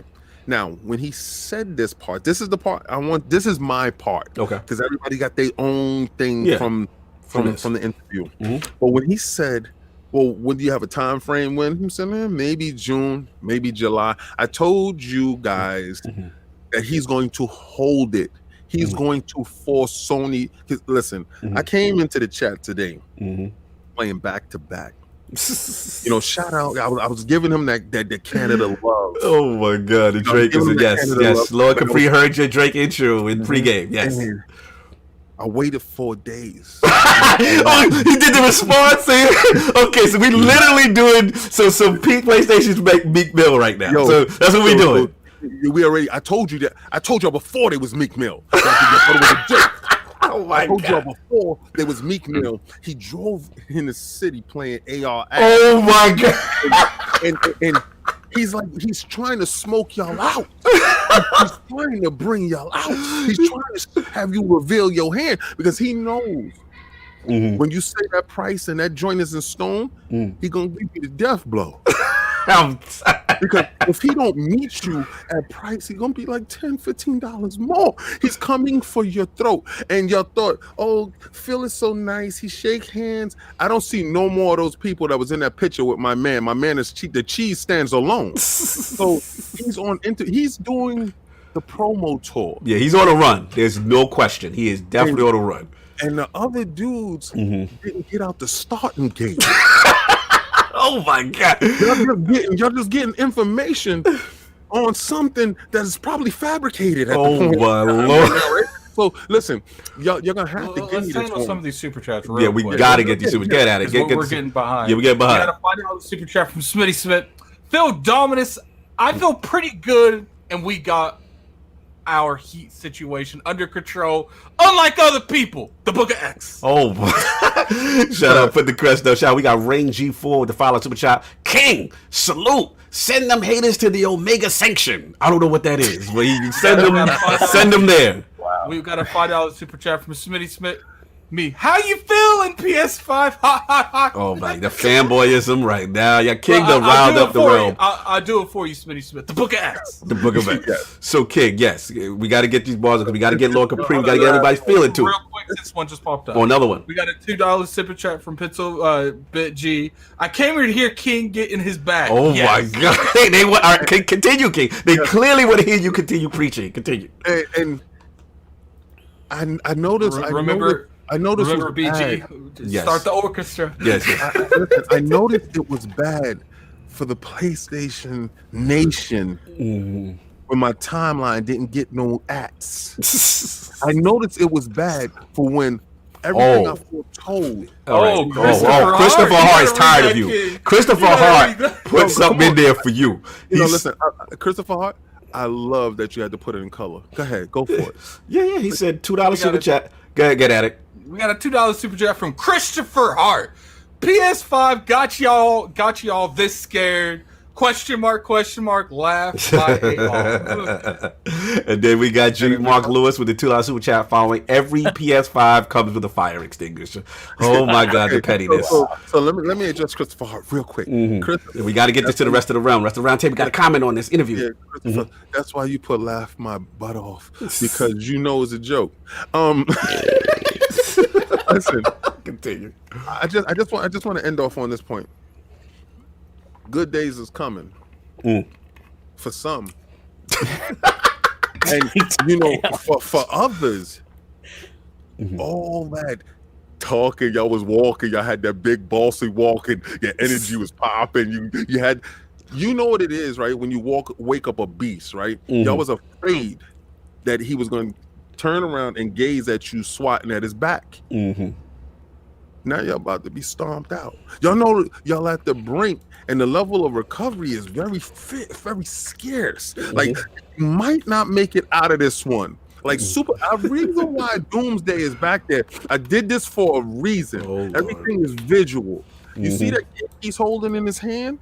Y'all thought Sony was Superman. Thought he could be beaten, could be killed. Oh my Lord, the analogies today. It couldn't go down.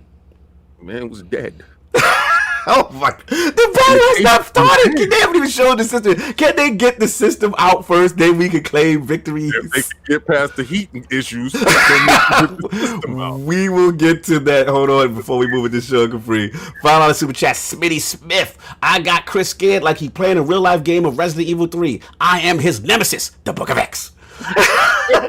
Continue. So look, we got to get this going because we got to get the rum. Lord Capri. Obviously, we have the PhilSpencer interview. Obviously, King feels a way about his, how he took the interview. I wanted to know, what was your take? What did you get? What were your impressions from this interview? I love King's take, man. I love it. Don't encourage him, Lord Capri. Up, man. Are you kidding me? I love it. Finally, we have this, and it's you guys have talked about this in the past before, but it is amazing. Yeah. How quickly the narrative can change. Like, oh, well, power matters. Like, I mean, this games. I'm sorry, I had to go through all of the garbage to start out the start of the console generation to go. Actually, this one does a full 1080p and everybody knows back then that the differences were minor, but it was made out to be this giant thing. Nope. This is our time, man. It's going to be a huge difference. So I loved the interview. I kept waiting for, because Ryan has a way, and I think Phil even too, like, I think he gets excited about what he's got for us. Yes. And I was waiting for him to like say something that just maybe would slip, because Ryan would ask a question and then he would go off. He's really so good. So good. I was waiting for like a control type of slip though, but like that was once in a lifetime kind of thing. That was Yeah, I think that's the only time. That's the only time I've seen him. ever Ever messed up. I think was the control slip up. I kind of revealed something early. Real quick, and I give it right back to you, Sean. Shout out to Stitch669. $5 super chat. Yeah, so scared that Sony had to push The Last of Us 2 back because they got no game. Oh my god! I would like to see how many ponies are flipped back to Xbox. Who did that for you? Oh my How you god. feel about Christopher, man? Oh my god! Y'all gotta leave Christopher alone. He in here. He's in here repping. But Man, back, he knows He's what this the is only about. one repping. he's not the only one. Right? No, he's the only one repping on my timeline. Over there. The bosses are hiding in the bushes. Back to Lord Capri. So you were very confident, very emboldened, about what any other points you got from the interview that stood out to you. Just that I feel like if you've been in the Xbox land for the last 5 or 6 years, that you know exactly what this is. There's not going to be any surprises this time. Right. Anybody who upgraded from like a 1 or an S to an X, like we know what this transition is going to be like for us. The games are going to look better. It's going to be faster and all these things. I've said right from the start of the Xbox One X that actually that's not an Xbox One. Like I'm touching it right now. This is not the same console. It's different insides, it's different cooling system, it's different RAM. It's like it's by name an Xbox One. So I feel like the transition is going to be exactly the same thing. You put the same disc in, those things are going to work. They're going to be enhanced for the Series X. So a lot of it is like we get news, but we're like, we kind of knew that already. Like the smart delivery, we're like, didn't we know that already? But like we didn't. It just makes sense. And that's the comfort that I have, where I think a lot of the benefit of the doubt is being extended into Sony land. I'm not sure, aside from like why is that? Xbox never gets. You and King are on the same page, boy. Continue. We're the same. We're the same. Yeah. I mean, but at the same time, I'll say this too. This is maybe where we're a little bit different. I will say, and I've said the entire generation that I play all like my third-party games, my cross-platform games. They're on my Xbox. Right. The PlayStation 4 has such a library of exclusives that it's actually worth it just to have the exclusives. Like I only play the exclusives on my PS4, and it's totally worth it. Absolutely. No, we are the same in that factor that I pull it out every 2 to 3 years when they 2 to 3 years. Whenever they drop their AAA bangers, I am at that doorstep. Spider-Man came out last year. So continue. 2 to 3 years. Oh my god. Anyway, Lord Addict, your thoughts on Phil Dominus talk? King, we about to have fun. Turn on. You know this is about to happen. Look, all I'm saying is if already Microsoft didn't have their boot to Sony's throat, this interview made it worse, and on top of that, in the same breath, Last of Us gets delayed. Oh my god, y'all indefinitely. Y'all are messy. Y'all are so messy right now. They didn't even say, "Yo, see you next week." No, they said it's like they said, "We'll see you when we see you." We got that is the next topic. We could get into that, but let's focus on Phil's message, please. At the end of the day, PhilSpencer, he's gotten to the point where I feel like when he originally took over the Xbox, he was like, "Look, we lost. This whole generation's an L. There ain't nothing we can do. Right. But what we could do is we can make sure this don't happen again." And he was literally having his people just take the water out of the ship, trying to make sure it didn't sink, while he was having the Series X being built at the other end of the pond. And he's like, I just need this to make it to that. Right. And then I can get on that. Well, like you said, you could see his vision. I think even Ryan mentioned it, from console design, right? And going from the Xbox One, kind of like the bulkier, almost the VCR, he even said the S. at the beginning, he said, "Look, I got a pathway. I need to work on hardware, services, then games." Right. We got the hardware with the Xbox One X. We got the services with Game Pass, xCloud. Now we're on the games part. Like, he's literally done everything this man has ever said he's done. Addict, did you catch the part when he kind of talked about, when you're talking about what you're talking about, but when he came in about changing the morale, he almost, he would never say it, but he almost low-key took shots at the previous regime. Big time. Because he said like the confidence, the morale, that the teams were so beaten down that they weren't being listened to, right? And then he came in and his goal was to kind of uplift them once he now has the role. Did you catch that part as well, Sean? Yeah, what I like about this podcast is just, we've been seeing it throughout this past couple months when he does interviews, but this particular podcast, he was in his bag. He was confident. Yes. Everything he said, he was just like. And what's funny is he was trying to PR talk, and Ryan was trying to cut through that. No, we don't want to hear that, Phil. Tell me what you felt. Yeah. And he was like, I was confident. When I saw that, I was glad what we did. He was emboldened with what he did. Yeah. He's an addict. He said, he did that. He said, it's like a little kid that swung at you like what I'm about to do to you. All right, let's go ahead and grab these, Sony knew these that super they chats real quick. Let's get the super chats. chats. Got a $5 super chat from Smitty Smith. These PS5 SSD can't outrun the Flames. Booker X. Oh man, shout out. We got get it. We got a $5 super chat from JD Gamer. Rules of Life. Big wow. Banks. Big Bang take Little Bang. That's a king line. Wow. Never poke a bear unless you're willing to get mold. Yeah. PS fans will still be talking last gen wins in 2030. Wow. Yo, shout out to Optimus Code for King. You want to get that one? King 25. Yeah, 25 super chat, man. That's the code right there. All right, King. Happy birthday. Hope y'all make the most of it, given the current situation to everyone else. Great show as always. Salute. Facts, man. Salute, much brother. Much love, man. Salute. Optimus Cold, the homie, man. Nah, absolutely, Attic. I hear what you're saying. So you were really feeling good about that. Those are your standout parts? I felt like when it comes to this, when it comes to what's going on, the more that they come out and they're open, you could tell that I love how he's transparent. And a lot of people on Twitter, including myself, sometimes we can't take transparency. Right. We want people to be transparent until they're like, point. Well, we ain't gonna sit here and lie to you low key, and then say we didn't lie technically 6-7 months later. We ain't having any next gen games. It's all gonna be cross gen, but we're gonna make sure that the people with the Series X gets what they paid for. Right. It's just we're not gonna have no games made for that. I respect that. At the end of the day, I still have my beliefs on that. Right. But at least I have someone that's wanting to be transparent, keeping 100%. Facts. I definitely agree with you on that, man. Big time. Let's get Lord Soft. He's been saving his voice for the topic, so we got to let him unleash right now. Lord Soft, man, what did you feel about Phil Dominus? I think what really struck me, I was like, okay, is when Ryan asked him about what, like, did the situation that's happening right now, did that throw like all their marketing into disarray? How does he feel about how he's going to roll out the rest of the messaging, and whether it's more console stuff? And then Phil said, we still have to talk about the UI and stuff like that, and stuff that we haven't talked about.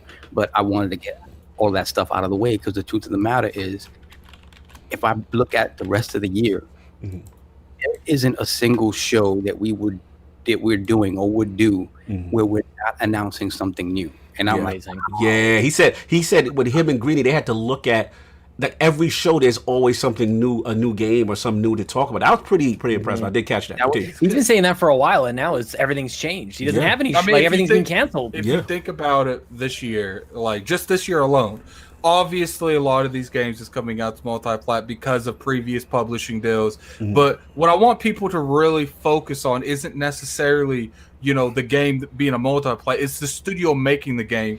This validates the kind of content they can make for Microsoft in the future off the games they're making now. Right. No, fair enough. Continue. Doesn't it seem like, and they talked about this too, where Phil is finally like, he's at the CEO level, he's at that table saying, we now have the full might of Microsoft. Yes, isn't that something? It seems like Xbox has been kind of like this fun little side it's been like he always manages to make sure that he says, I talked to Satya the other day. To let it be known that he my Xbox. He's got his ear. He's at the table. That might be his greatest achievement. That's his greatest achievement. No, Lord Capri's on it. You're on. I got to give you the you're on or something right now, because you're right. That is the most underrated PhilSpencer accomplishment, because again, prior regimes, it's been on record, like you said, Lord Capri, Xbox was viewed as a side project. It's this thing that could possibly make Microsoft, us the big Microsoft, money, but we'll see. For him to get at the table, to have Satya having them taking it seriously, and then having the funding, right, and the support to go get studios to do that. Because I think one of his, he didn't say in this interview, but in prior interviews, he said, like, if we're going to do this with gaming under my watch, we have to do it. For real. We have to go all in. And that's a great point. I want you know another thing that he said that I think a lot of people overlooked? He referred to his game, like, you know, the Microsoft games coming to other platforms like the Switch, and he said that we haven't been very good at like messaging there. Like he kind of hit that like he low key. That's what I was like. Yeah.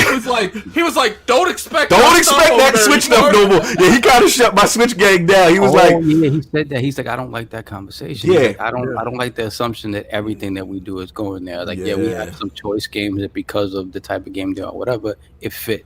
He said, "Don't." Yeah, I like because he was almost kind of mad at. He was kind of mad at that.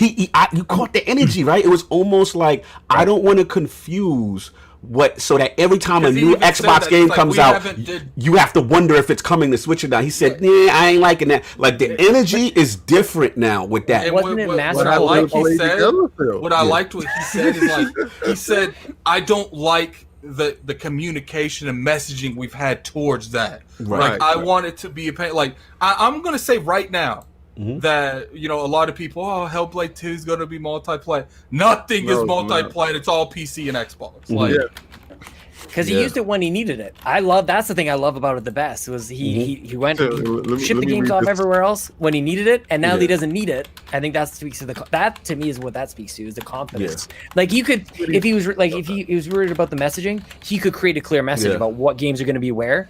It's the confidence that you don't need to be putting the games on everything else. It's PC and Xbox, and that's it.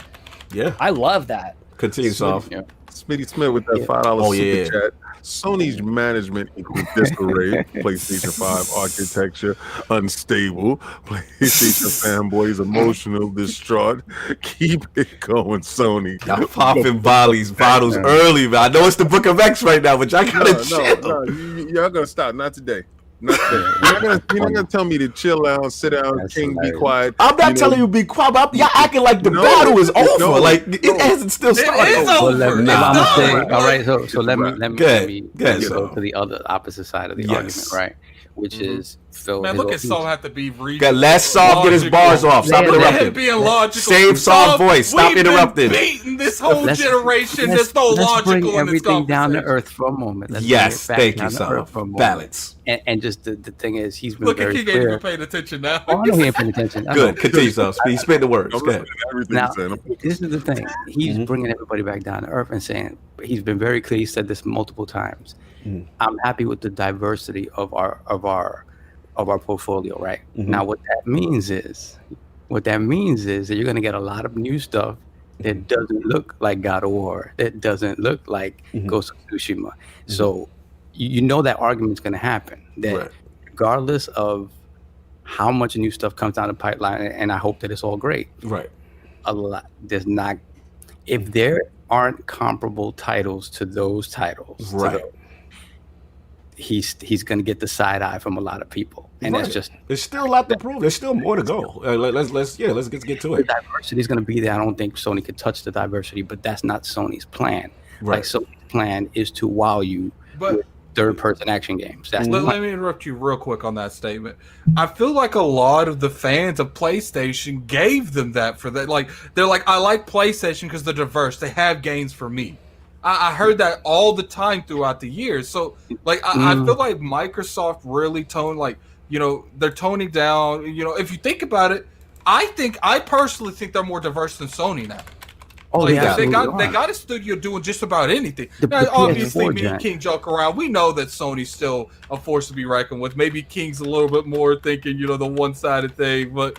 Obviously they still got the God of War 2s. They got the. Was diversity really a thing? Was that even a conversation in PS4? Like, it wasn't. That's the thing. No, and I'm not even trying to throw shade.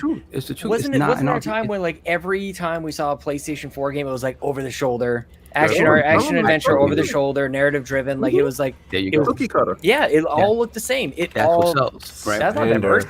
I think that's not necessarily what people were talking about. They were talking about. How convenient to forget about it.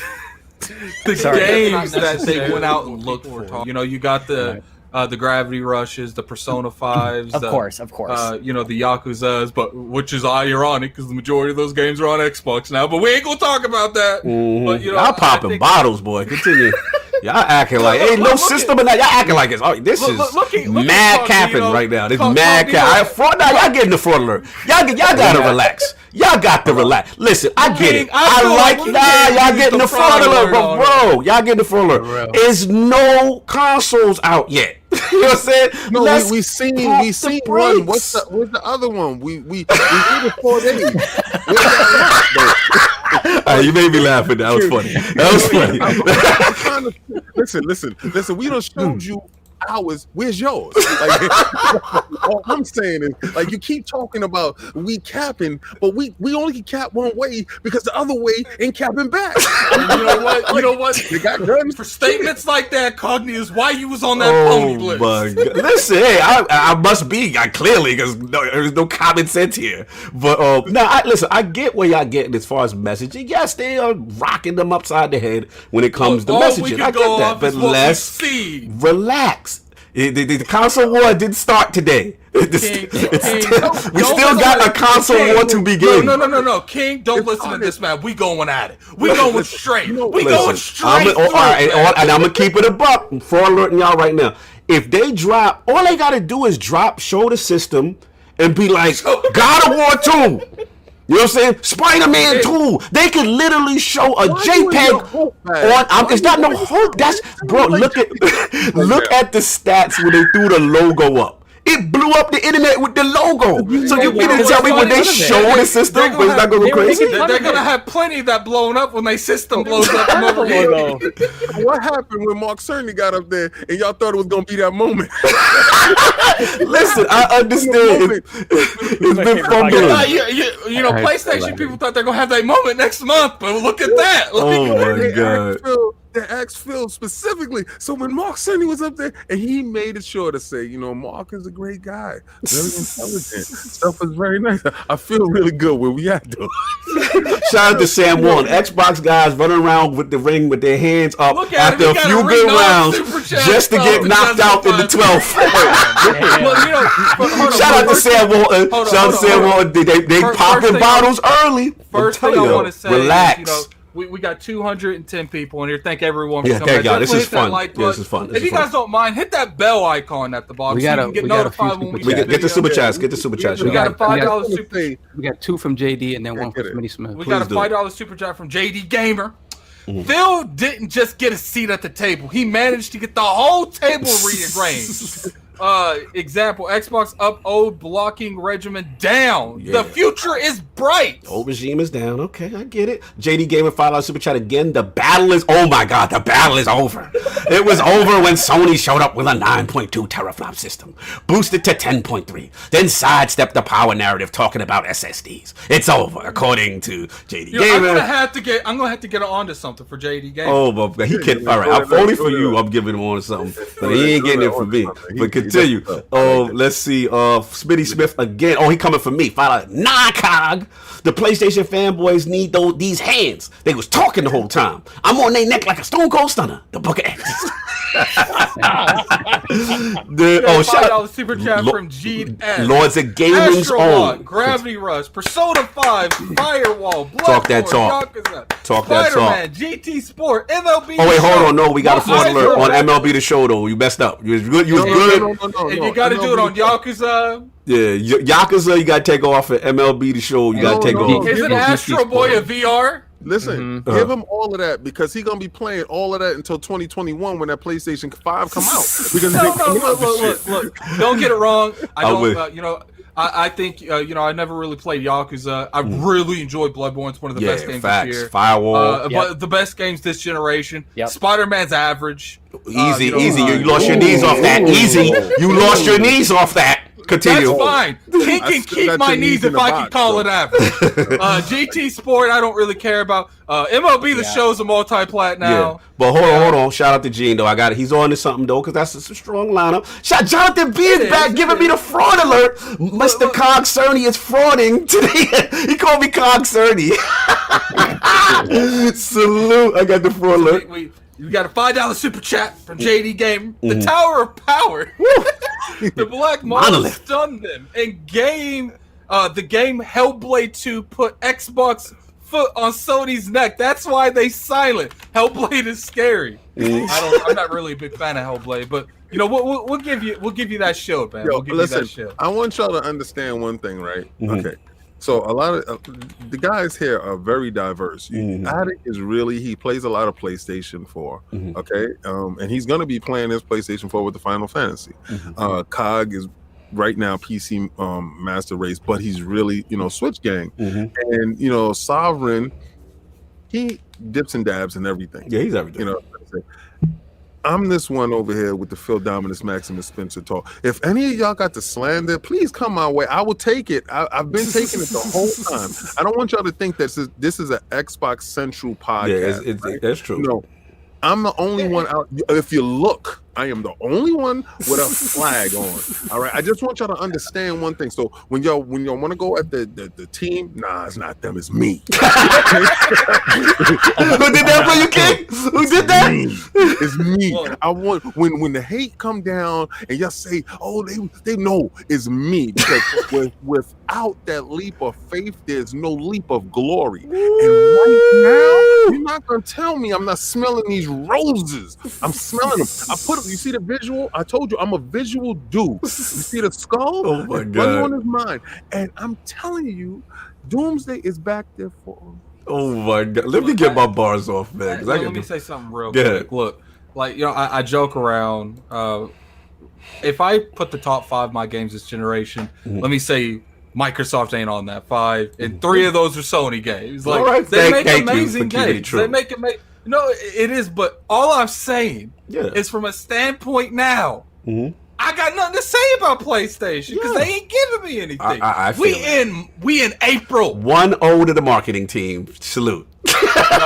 It's like the marketing team's undefeated. Marketing team right now. It's like 8-0. All right, let me get my balls off. Look, the interview was outstanding. You know what I'm saying? Phil was in his bag. The confidence was there. The swag was there. They're doing all the right moves. You know what I'm saying? It's not taking nothing away from y'all. Like I get it. Xbox Nation, I feel it. I see the energy. I know what y'all on. It's the beaten up kids that are finally like, yeah, we're bullying the bully. I get it. You know what I'm saying? All I'm saying is, you know what I'm saying, that the things that I took about it was definitely his leadership, definitely taking over. Those were huge. You know what I'm saying? And just the transparency. That is what I give y'all the most. Because they're being transparent, whereas Sony is not as much. We don't know what's going on. You know what I'm saying? So I get that. I love how he was transparent about the removal of features. You know what I'm saying? About the digital optical, the IR blast, how he already had the plan, and they were looking at the numbers, who actually uses the stuff, right? And he was like, look, we're gonna make some people upset, but we have to look at it all. And if that means all that stuff helps bring the cost down, then great. Oh wait, we got a $5 super chat. You want to get that one, Clutch Man? Yeah, I'll get it. So we got a $5 super chat from Clutch Man. PS5 can't take out a built-in camera. PhilSpencer said designing peripherals into the UI bear on the system. Xbox Series X, a console built for one thing: games. No doubt. And the thing I want to say too, another thing I caught, he was very upset. Ryan asked him some good questions about games that didn't blow the way they should. Ryan was fantastic. He asked him about like Sunset. He asked him, and Phil mentioned Rise and Sunset Overdrive, and he could tell Soft he was not happy that those games didn't do what they, and he called it the noise of the P's. Did y'all catch that? And he basically was saying how I won't say the media, but resolution gate, so to speak, right? Resolution talk overshadowed the particular of those titles. Did you notice how he kind of took a jab at Sony? Because when they're like, the competition, they had these amazing games. He's like, I think price is one of the main reasons we did really bad this generation. Because if you look at the beginning, he was like, Sony had nothing, and we had the games. Like, I mean, he made some good points defending, a lot of things, a lot of questions we had. The thing I want to bring to y'all though is another key thing, and I want to get Lord Capri's thoughts on this as well.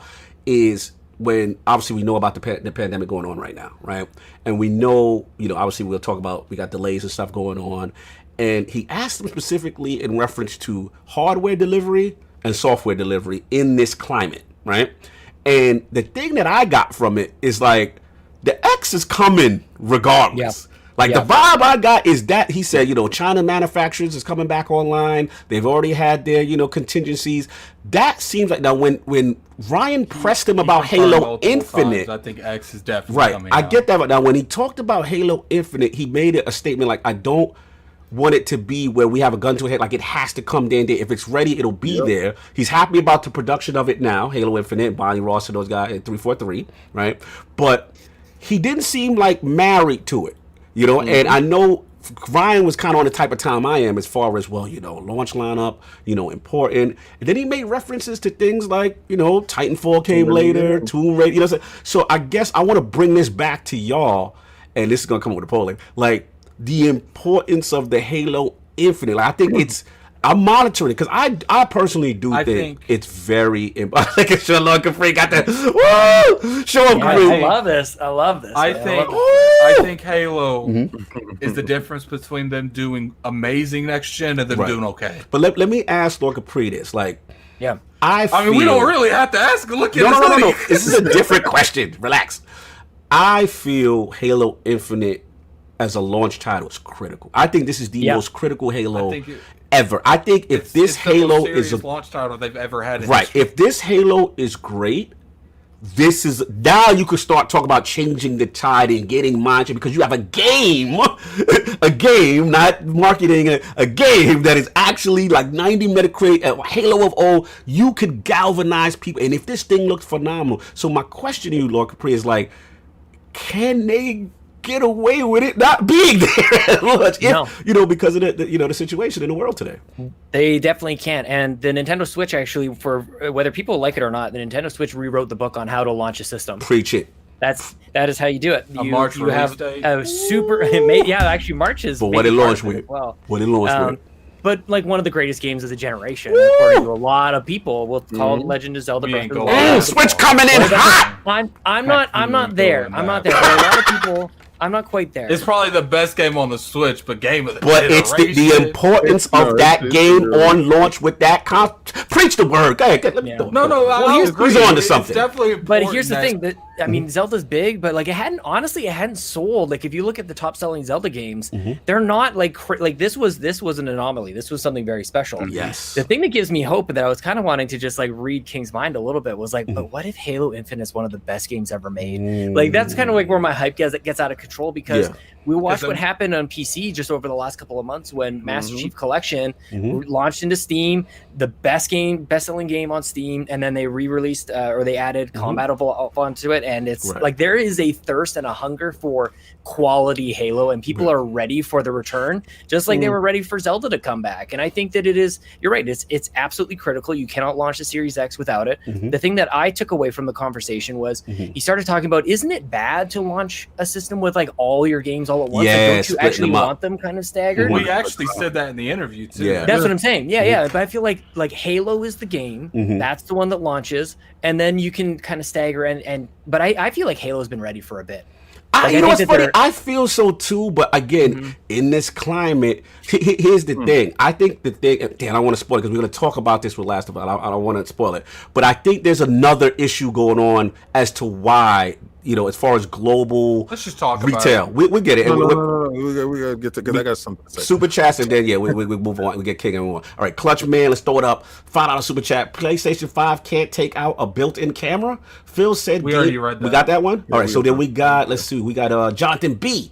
$5 super chat. Cerny turned my notifications off. When you get your PlayStation 5, just make sure you boost your home insurance because that thing is coming in hot.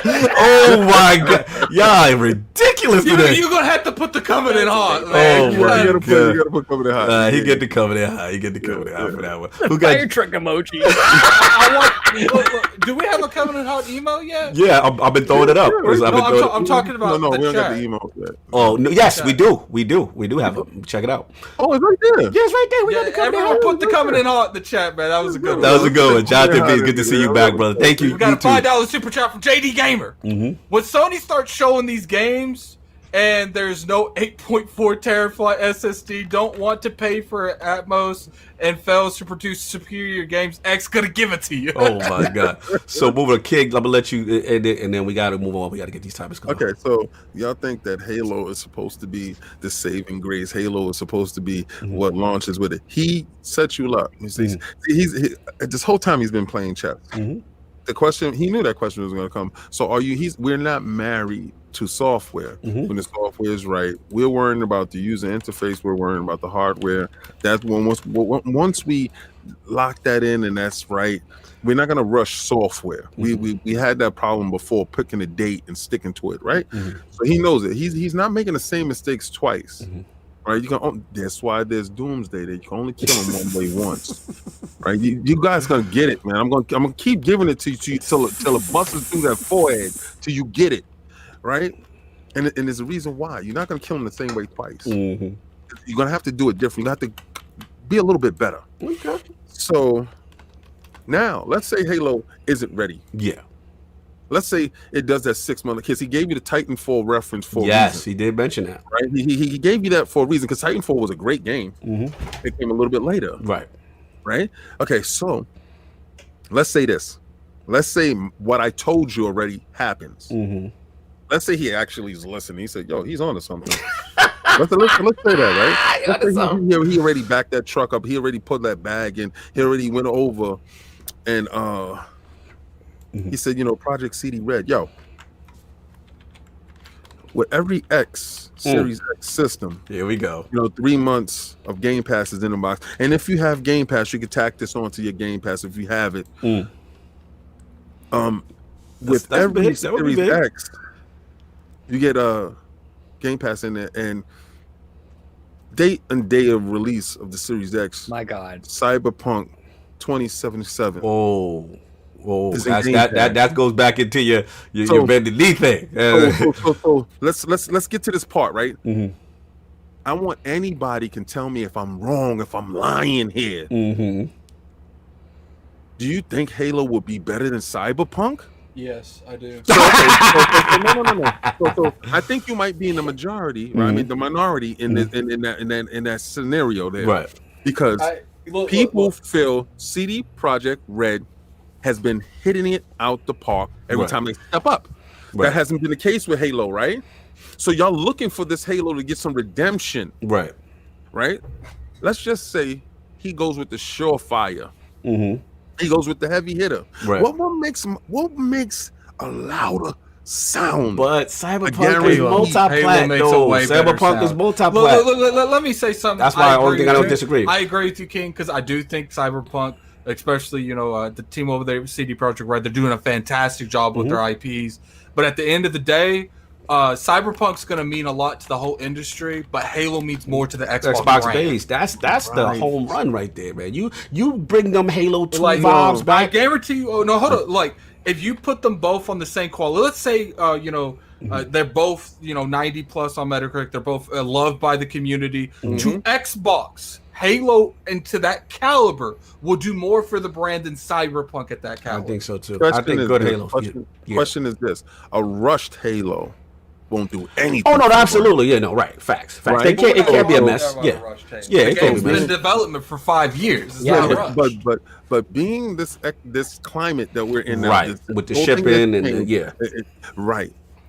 Let's just say there's a hiccup, and the team can't be in the same room, it can't work in the same fashion, can't do the same things that they normally do, and logistically, it's not there yet. It's like 6 months out. What's the next best thing you do?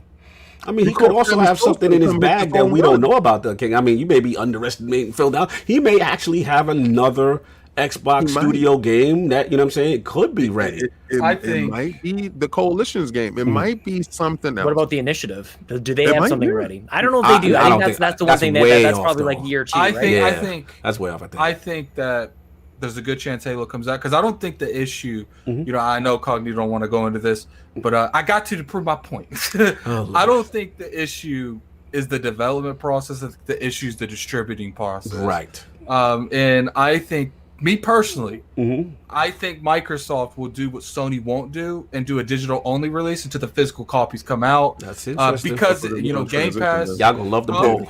Y'all gonna love the new poll. Yeah, we'll transition. Look, I'll let. What'd you say, King? No, he said he was going to transition. I said, I see us doing the transition. Let's do the check because we literally going to do it. I just got to say one point before we transition because everything is set point, which is I want to give Phil credit that no one's really talking about.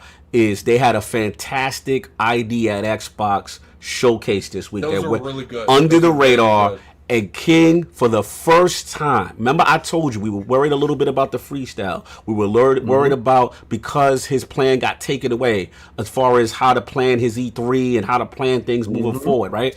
But to see it was no filler, nobody on camera with the faces and he hiding the cringe-worthy jokes, and it was show the game. Had the developer in the background. Shout out to our boys, Lord Stephen Denton, Lady Sarah. They got the showcase for Untitled was up there. There was like 5 games that looked on fire. They were well presented, quick. It was Nintendo Direct style. Boom, boom, boom. Here's the next game. We not giving you no credit. And if they keep that up, there was like 5 games. I got to shout out these games. Shout out to Unto the End. We had 2 Ton Studios on. That looked phenomenal. They had this game called Haven, some little young mystical couple co-op thing that looked kind of cool. Project Wingman. They had some joints like almost like an Ace Combat joint. It was made by one person. It looked fire. Skater XL was fire. It looked like, remember 720 from back in the day, King? Yes. It looked like a new wave 720. The analogs, you control the skater. It looked fire. The one I really got my eye on is this one. Addicts is going to like it. It's called Undying. So basically, you're this mother of a child, the zombie apocalypse. She got bitten, right? And you have to train the boy, your son. He's like an NPC, but the more you train him, you have to teach him to survive before the timer goes out on your life through the whole story. The game is emotional. It looks fire. Like I'm telling you, they got some sleepers on the indies, and so again, you're saying that they didn't die the same way. What you mean? Like as far as the cringe-worthy? Yes, the marketing has been on fire. I have to give it up to those guys. So they're learning from the failed mistakes and the freestyles that we was afraid of. Have to admit, a shout out to Boomstick Excel. He even mentioned, I forgot who the hire was. But anyway, enough of that. I just wanted to shout that out. That was very important. We're going to move on. Lord Addicts, as we have transitioned, we're talking about global distribution and all this stuff. You're up. What's going on PlayStation 5? So, obviously with all this fantastic news going on at Sony, we had some more news again. Great news. I'm joking. I can't keep a straight face. Oh my god! One of the most highly anticipated games this generation, I would say ever, is The Last of Us 2, and a lot of people were really hyped for that. Me particularly, I was going to play it because I have another PlayStation because of Final Fantasy. I was going to play it, but it's actually been delayed. It was coming out next month in May, but now it looks like it has been delayed indefinitely. I would assume it's been delayed to the end of this whole T-virus thing going on. So what I wanted to bring to the round, bring to the Lords, and talk to everyone about is, do you think this has an impact? Why do you think they delayed it? And, I wanted to get your overall. What happens? That was weird. Hold on. I don't see any microphone on what you call it, though. Let me see. Not seeing any feedback from the audio.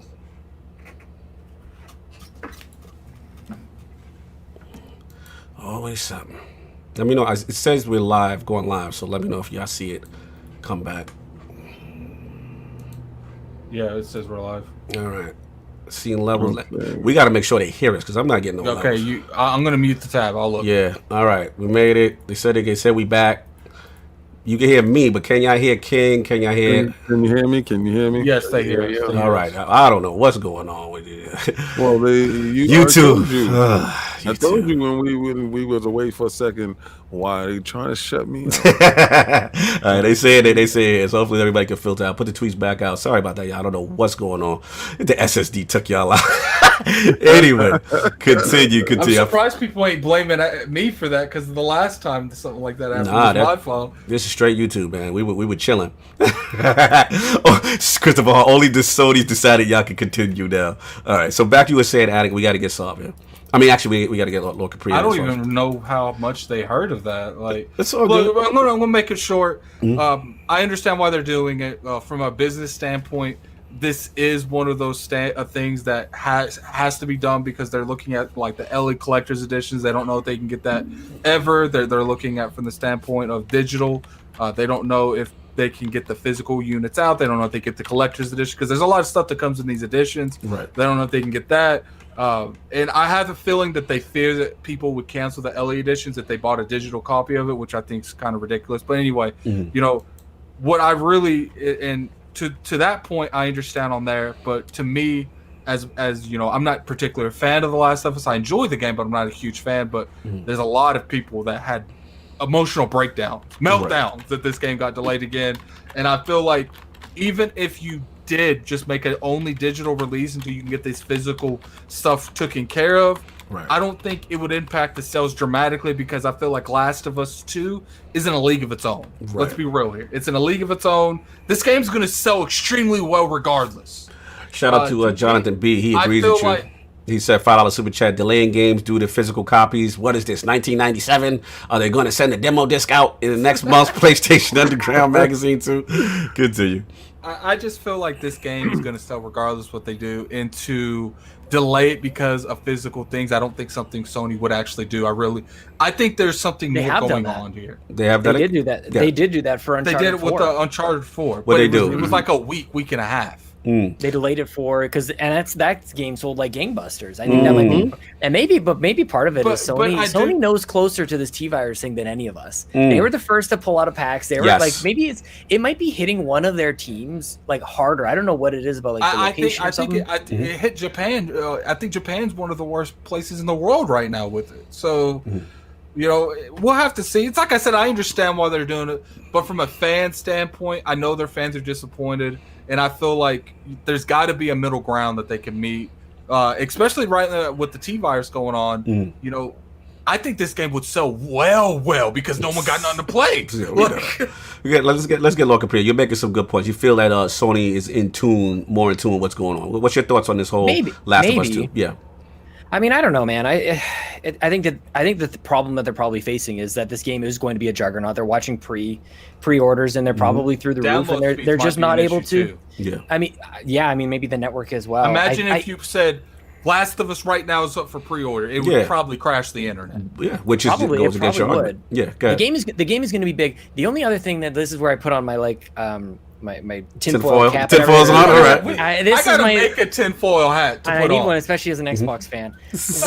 What about the Jason Schreier article? Yes. And all the reports about like what is going on at Naughty Dog and some of these bigger studios, and then with people being forced to work from home, like what if there's something there? Maybe like I give them the benefit of the doubt. I think it's earned because it's a quality studio, and they've had this before where they wanted to make sure that they were actually able to manufacture enough hard copies for it to go out. That's a thing that has happened before, so I get it. Right. But like, what is how are they doing? How is the health of the studio and the people who work there and now have a completely different? They say they're at the 1 yard line, but right.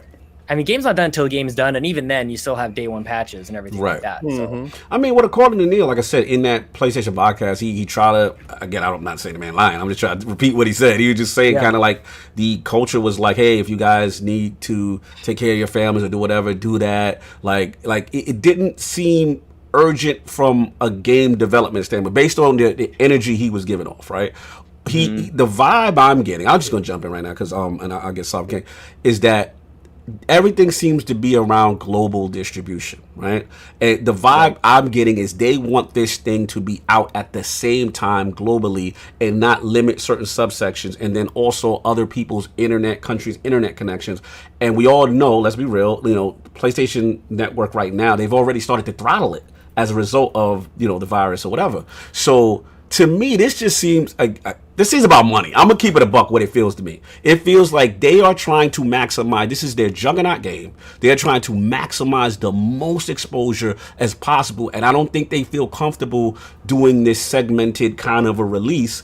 And thus, this may even be Sony. You know what I'm saying? Coming from up top, saying, "Hey, easy now." You know what I'm saying? Until this thing gets resolved, until we get this retail situation resolved. Maybe that's it. But let's get solved and then King.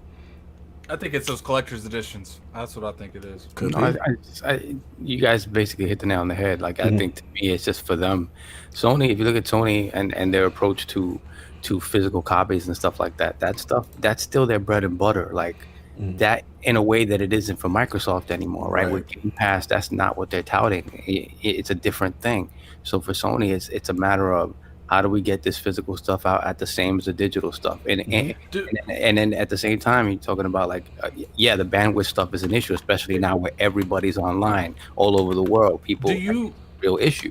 Just to interrupt you real quick, Soft, do you think that one of the biggest reasons they don't want, because I don't think that they're not completely against the digital thing. You know, the LordCognito said earlier, Neil Druckmann said that they're not. Do you think one of the reasons they're not wanting to do that is because they're scared it might bring down PSN and they won't be able to? He mentioned that he literally mentioned that specifically on the PlayStation podcast. Literally what you said. Their concern is, again, region, network connectivity, and launching at the same time. They don't want to make it unfair, but they are considering it. They're still considering it. He didn't give the vibe like indefinitely could still go, real long. They just trying to. It seems like a logistic issue. That's the vibe I got. Continue, so.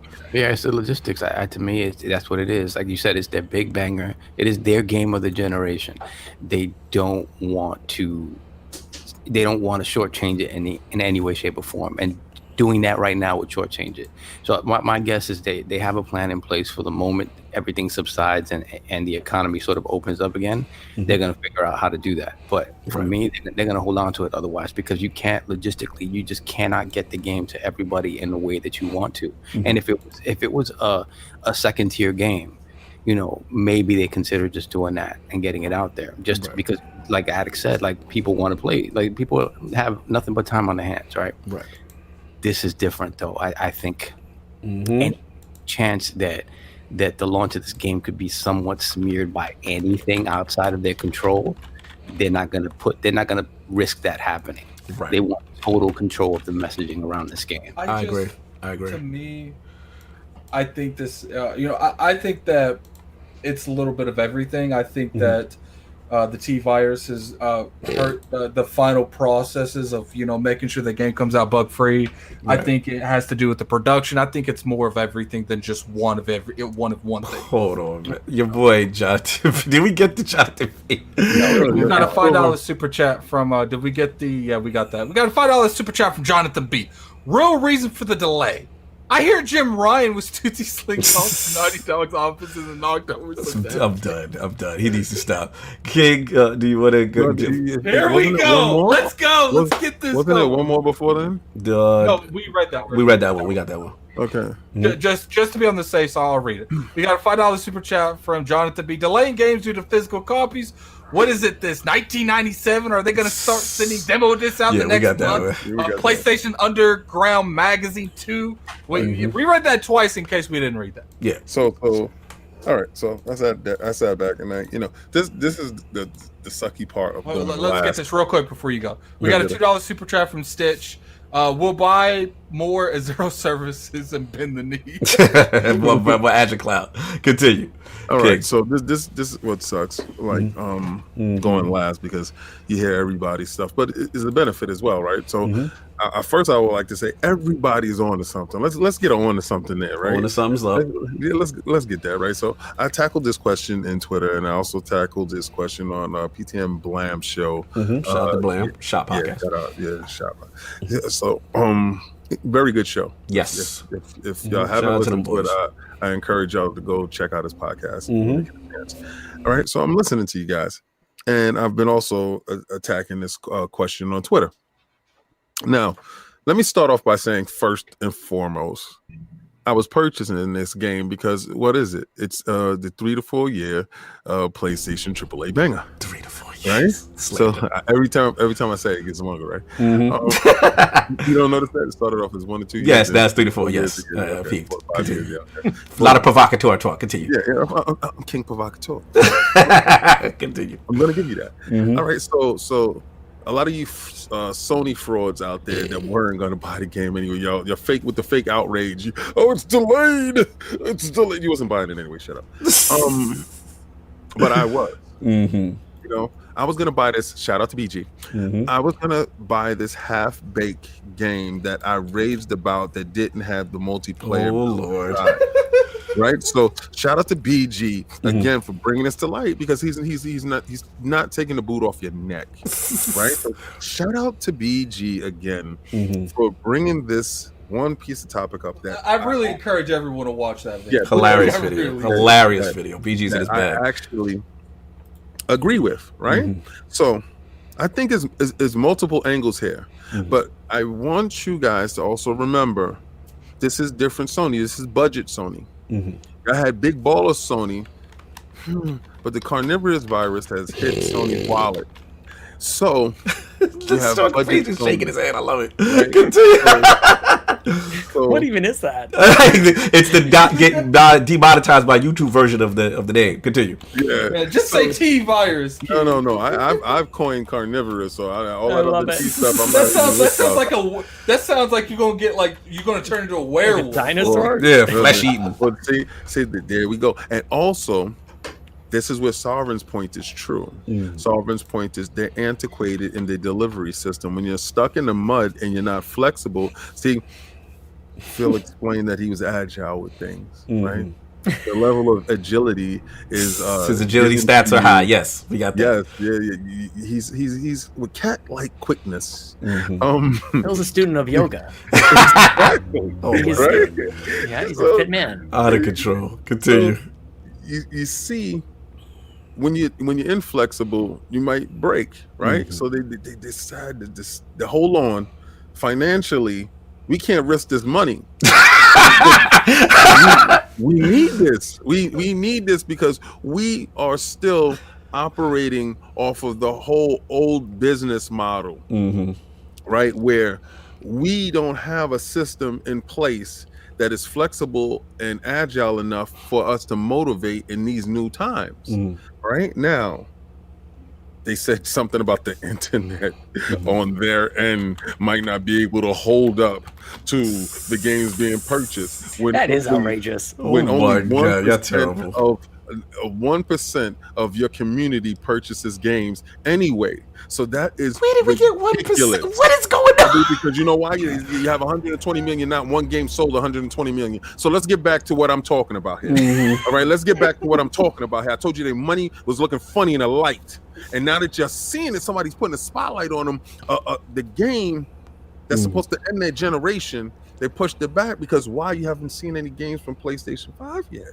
So is it see, he said something about a 10-4. I'm winning Terraform right now. Okay. Oh my God. Maybe this game is pushed back so it can get closer to the PlayStation 5 launch. Well, That's what I was thinking. that's coming back. That's coming next year anyway. So now that's not it. Financially, maybe Attic is right, right? Maybe they need to make sure that they sell all those statue copies. No, I could agree with. Premium Yeah. property. But I'm gonna tell you this: as a statue collector, we wait years. Right. We don't care. So if I'm gonna get it digitally, I'm not gonna cancel my little big ticket item. Right. You see the little Halo head up there? Right. I didn't cancel it. I got the game. I got the game digitally anyway. So, but I still got it. See, so I don't believe that's a factor. I believe actually there's other things going on because maybe, like y'all said, Sony has been on the forefront of this carnivorous virus for a minute, right? And they've been pulling out of packs, saving money, pulling out of all those 100 shows that never will transpire. So my God, that's never gonna happen. Never will happen. Now, this money is being saved. Now, they need this game to be a success. I believe so. I believe agree. that to be true. I agree. I believe that they needed to About be the millions. to give you the millions right sold. Whatever. Give you the But I do also believe that this is Sony catering to the corporate entity and not to the fan base. Now, this is where you take that sticker off the box only for the fans, because you're not for the fans, my man. You're not for the fans. You haven't been for the fans for a long time. All right, and shout out to Jim Ryan. Random. Shout out to Jim Ryan. A lot of things wouldn't happen with old Sony. You know, old Sony is bold. Old Sony is brash. Old Sony is them big ballers that walk in the room and you know who they are. This new Sony comes in the back door, you don't know he's there. This new Sony is he's quiet as a church mouse. Oh my And god! he's keep giving you red flag after red flag after red flag until you're gonna stand up and say, "Who is this dude messing around in Daddy's clothes?" You know, he has on the suit, but is he really delivering what he wants to deliver? He's not giving you the game that you want, and you know you can get it digitally, Right. but you're not getting it digitally. Why? Because corporate entities will say this, right? We have business plans in place, brother. You're gonna have to meet these goals. Maybe Right. it has to go to Walmart. Maybe it has to go to other stores. Maybe it has to get to these Best Buys so they can sell their copies, so they can do this. I don't believe that is customer and consumer friendly. But I believe it's corporate friendly. Right. So yeah, this in this new time, yes, Sony will wait until the delivery system caters to the corporate entity that is holding their hand, because financially they can't take this loss. Are you talking mostly about like the distribution of it? You just made me realize maybe it's about on that whole like the dollar side. Maybe it's because no games are being sold physical right now because you can't go to a store to buy them. That's literally so it. maybe it's not the distribution. I think is part of it, obviously, but the fact that so they're waiting for this whole thing to go away so that you can actually go into a Walmart and buy it. I'm the slowest horse. I got it. That's why I said I literally said that. That's why I said that's part of when it comes to especially their big releases. Right, they've been touting this Last of Us Special Edition, and it's been on pre-order for God knows how long. So that's huge for them, and they know that fans of their type of games are always going to be expecting some sort of things like that, especially for their biggest games. So that's it's huge. I would assume. And this is just me assuming that the vast majority of day one sales on the PlayStation side do come from people who buy those types of editions, the biggest fans. That's what I said. I think a lot of it's those. I think they know that they fear that when it comes to stuff like that. And I don't think that makes a huge portion of the money, but I do think that brings in a lot of revenue. But we have to admit, though, retail is still very important. Oh, it is. It is. It's huge. They have not. I do think they would take a hit a little bit in terms of financially, but I think for the most part, people going to buy this in the first month. They're not going to wait for that physical version. They're just going to buy digitally, and I think that's one of the fears they have. They know people are going to buy. I don't know, digitally. Man. You look at GameStop, and they're willing to tell the government, no, we're essential, and it's because of how big a physical sale that they got off of Animal Crossing and Doom. That they know. I think it's silly for us to underestimate how much sales happen at retail. Yeah, I think that, but no, I don't think no one's underestimating the physical portion. I think everyone really understands that they would take a little bit of financial with physical. I think their fear. It's a lot. It's almost I think their fear is these physical copies are going to end up buying a digital, and it's going to consistently down PSN, and that's the reason they're not wanting to do part of it. That's no way. I don't buy it. If you're having people that are getting just the physical copy, just getting digital, you're going to literally have people constantly downloading this game and putting PSN down. If that's the type of thing that's going to break your network, then you shouldn't be gaming on it. If that's going to tear it all down, give me a break. When the Final Fantasy VII demo came out, PSN went down for a short time. The 7 demo.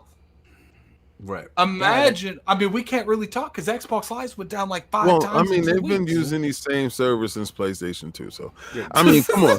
I mean, they just woke up and they just got Microsoft's help with this, and they're afraid that Phil might hit the switch and.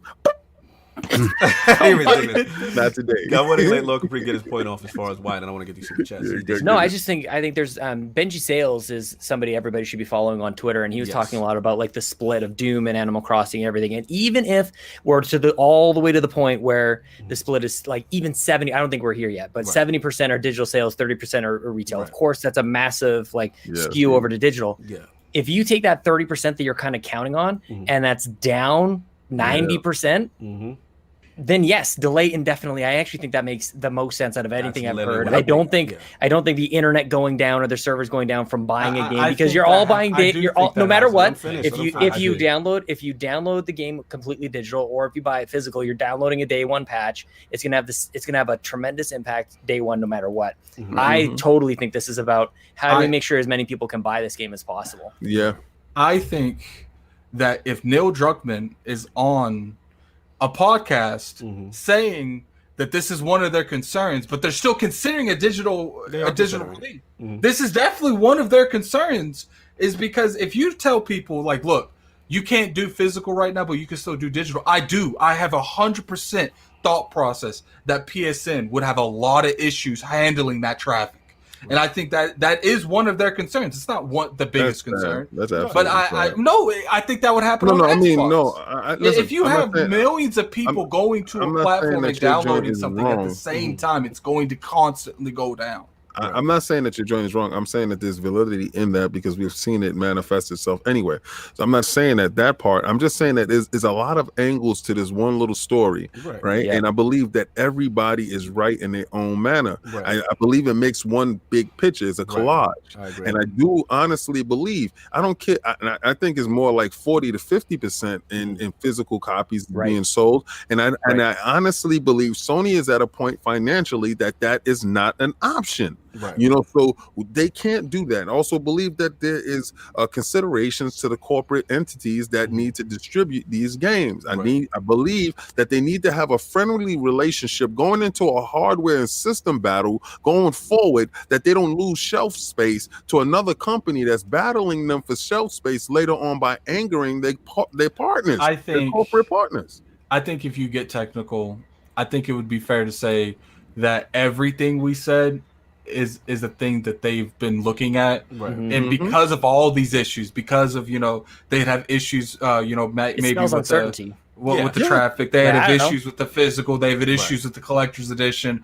That I think if it was just one of these, it would be delayed a little bit. It's a multitude. If it was just one of these, they wouldn't delay the game indefinitely. Because of all of these, they have to delay the game and not give it a release date because they don't know how to fix all these issues. Because the world's on fire. Exactly. I mean, the counter to my own argument is actually that spending on gaming is up overall right now. It's one industry that's actually working out right now. That it seems to be doing okay. So there might be the argument to say, launch now, launch as soon as possible, get these games out when you can, because people are spending money. Steam is setting records on a daily basis on concurrent users. So there's appetite on that front. That's one of the things that kind of make me want to lean towards, the game might not be done. That's another because I do feel like as of right now, look at Animal Crossing. I'm not saying Animal Crossing got these sales because we're in quarantine, where the T virus is making people stay in, so people are playing games.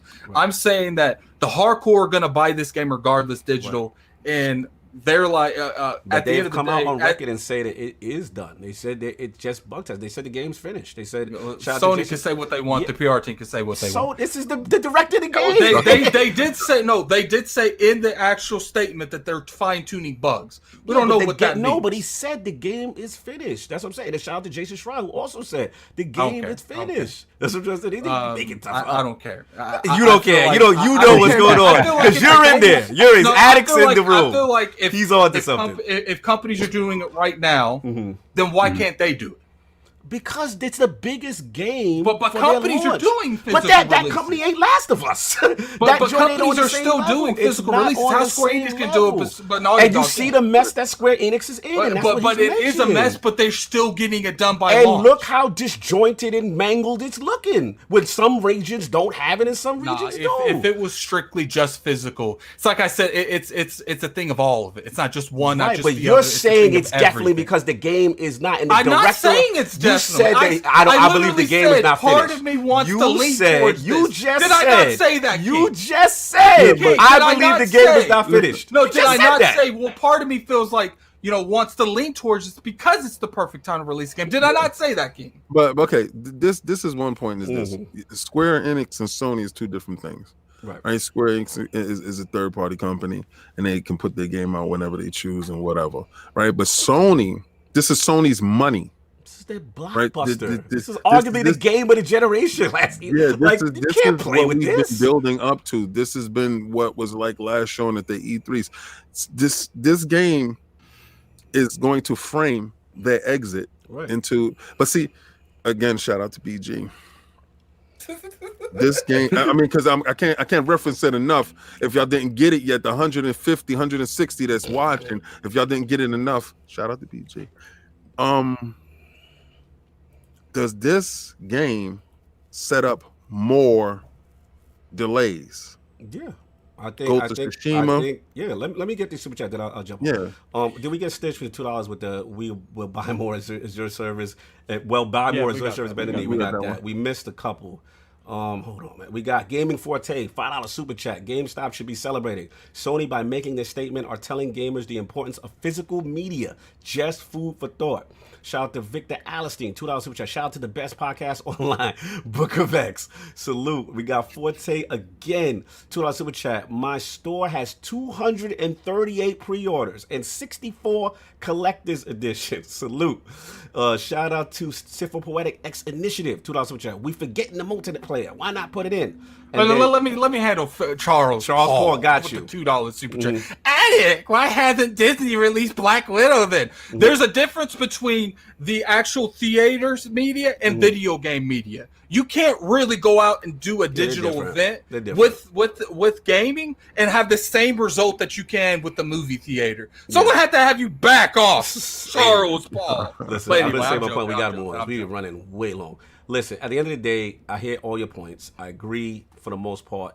All this stuff is a fact. You don't agree with me. I would agree with you. With you acting like you in the dev room. I don't agree with that. Your dev room ad. I never said that. I was agreeing with our guest. I was agreeing with our guest that this would be a good time, so that's why I kind of do lean a little bit towards that theory. And I also said that it's everything together and not just one or the other. Okay, so you flip flopping. Anyway, like I was saying, I was saying, you're 1 foot in, 1 foot out. Okay, cool.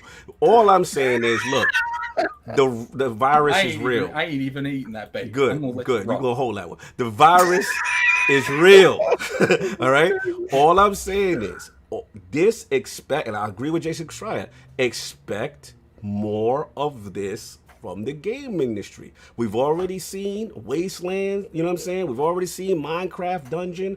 Like I said, get ready. Software is where this thing is hitting. Not everyone is equipped to work remotely from home. I would say probably the majority of studios aren't equipped to do it. And then the distribution aspect. That is a big loss that a lot of companies are not willing to take. And some of them will hold off until this thing kind of blows over. We get more clarity on what's going on in the world. That's all I'm saying. Please say I'm up first. Oh, go ahead. I'm up first. You're still with this topic. Continue.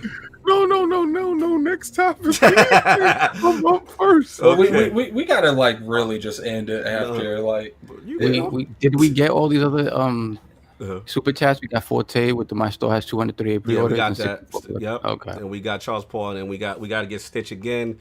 $2 super chat. Sony pushing back because they have no games for PlayStation. yeah.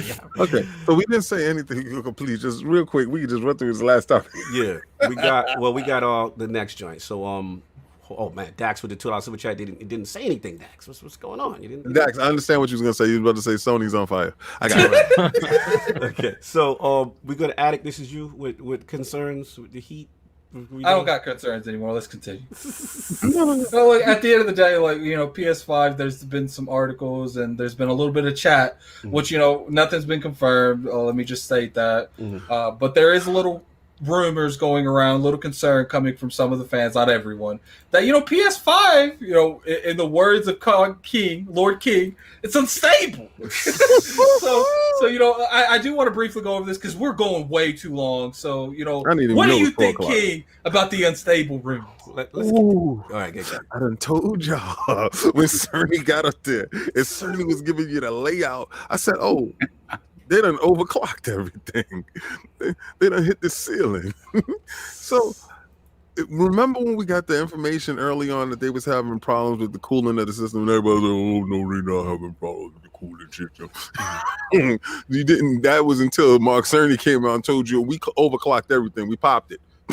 We popped it. Do you think that is a thing that might be going on here? Like, people don't like, I've been PC gaming a little bit. I've overclocked stuff. It does raise temperature like dramatically. Listen, okay, so and the fact that they're coming out and saying that they're 10.3 or 10.6, but they're really 9.2, that might be some realms of truth in that. Listen, right? So this is all my PC heads. Real. This is all my PC heads. Conspiracy podcast. It's not conspiracy. If you Here we go. Third Eye Open podcast. Developers in the rooms. Check it out. Let's hear all this talk. Listen, all my PC heads. Anytime that y'all went and y'all overclocked your GPU, right? But your CPU was pretty fine. Did you boost that too? You boosted. Let's say you boosted, right? So you boost it. You boost your GPU. You boost your CPU. What happened to your PC? Either you caught fire. If you didn't have proper cooling, or it just turned off, right? You was in the middle of something, off, and it just said, I've actually had to replace a fan because it just turns off. Right. Yep. Right. So you just like boop, and you're like, what the hell just happened here? And you got to reboot, and then you get that blue screen, and you had a critical error that happened in your joint, right? So how many chips is failing with this overclocking and this critical error? But also remember, they were trying to lower the cost on the coolant system that they was having, right? So to actually get the PlayStation 5 in order to for a good price range, because they had a fixed price where this goes back to Phil Dominus Maximus Spencer. They are agile enough, and they showed you how they have the vapor cooling chamber. And they also have this gigantic, huge fan at the top of the joint, right? So they let you see their cooling solution and how the tower design is made, right? So this what leads me to believe that the PlayStation is going to probably have a tower design as well. But also they're having problems with the coolant. Now, would they have to, because you have to juggle, remember it's a juggling system, it's an unstable box, it's like this is like a teetering board, right? My God. So you either you all the way here or you all the way there. You have to pull from here to get to there. So let's say right now, right, they throttle it back. They actually put it to the real specs of the 9.2 because let's just say cooler heads prevail, right? And they bring it back to the 9.2 and is actually a stable box now, and coolant issues is actually under control. What I'm thinking is, and I really believe this is true issues. We might have a super red ring of death going on with this box.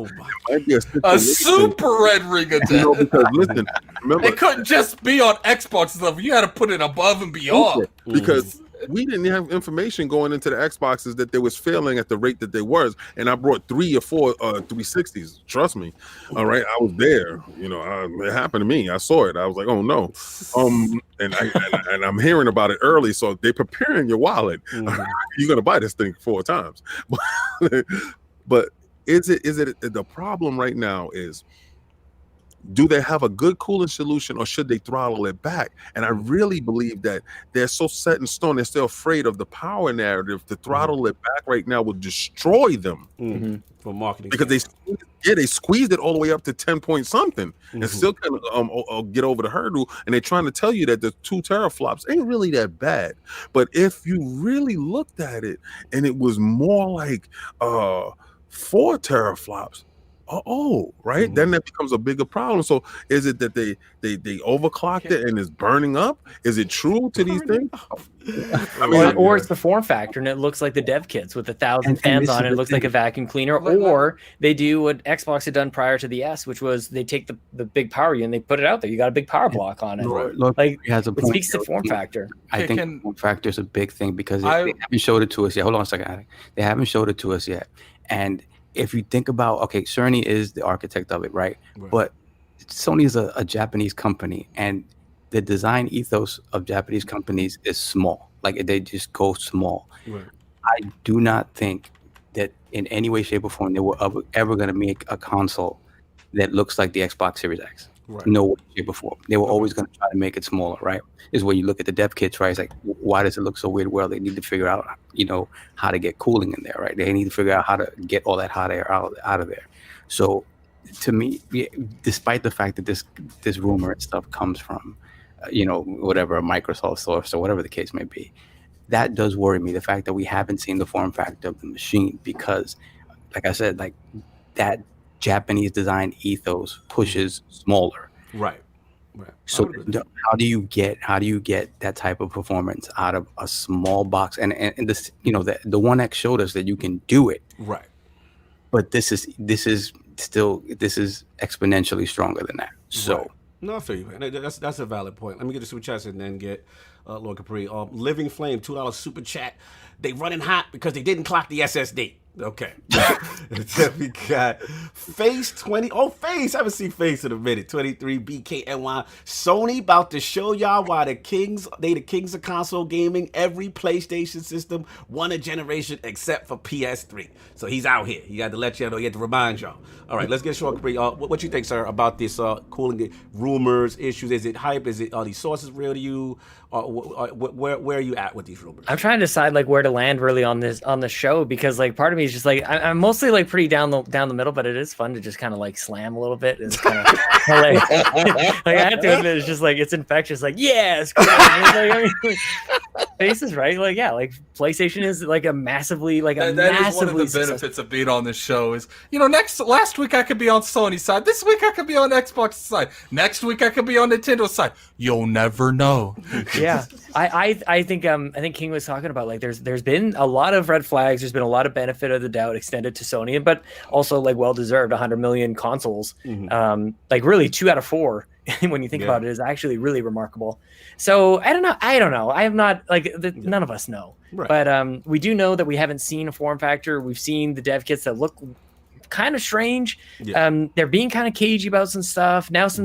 I mean, it's not the easiest time to be launching a system that I think PhilSpencer was talking about that as well. Who knows, dude? Who knows? But price, form factor could be a massive part of this in terms of getting the cooling system. But I've been there. I bought a computer secondhand at one point in my life, and the guy had everything overclocked and it ran like garbage. Like it absolutely ran like trash to the point where I just don't do it anymore. I would rather have it stable than try and squeeze every bit out of it. And the final thing that I would say about it is, when consoles reach the end of their lifetime, that's when you start to like squeeze every ounce out of the thing. Like the Xbox really has gone through a journey. Do you really want to start the console generation like sprinting? Like this is you got to pace yourself a little bit. Right.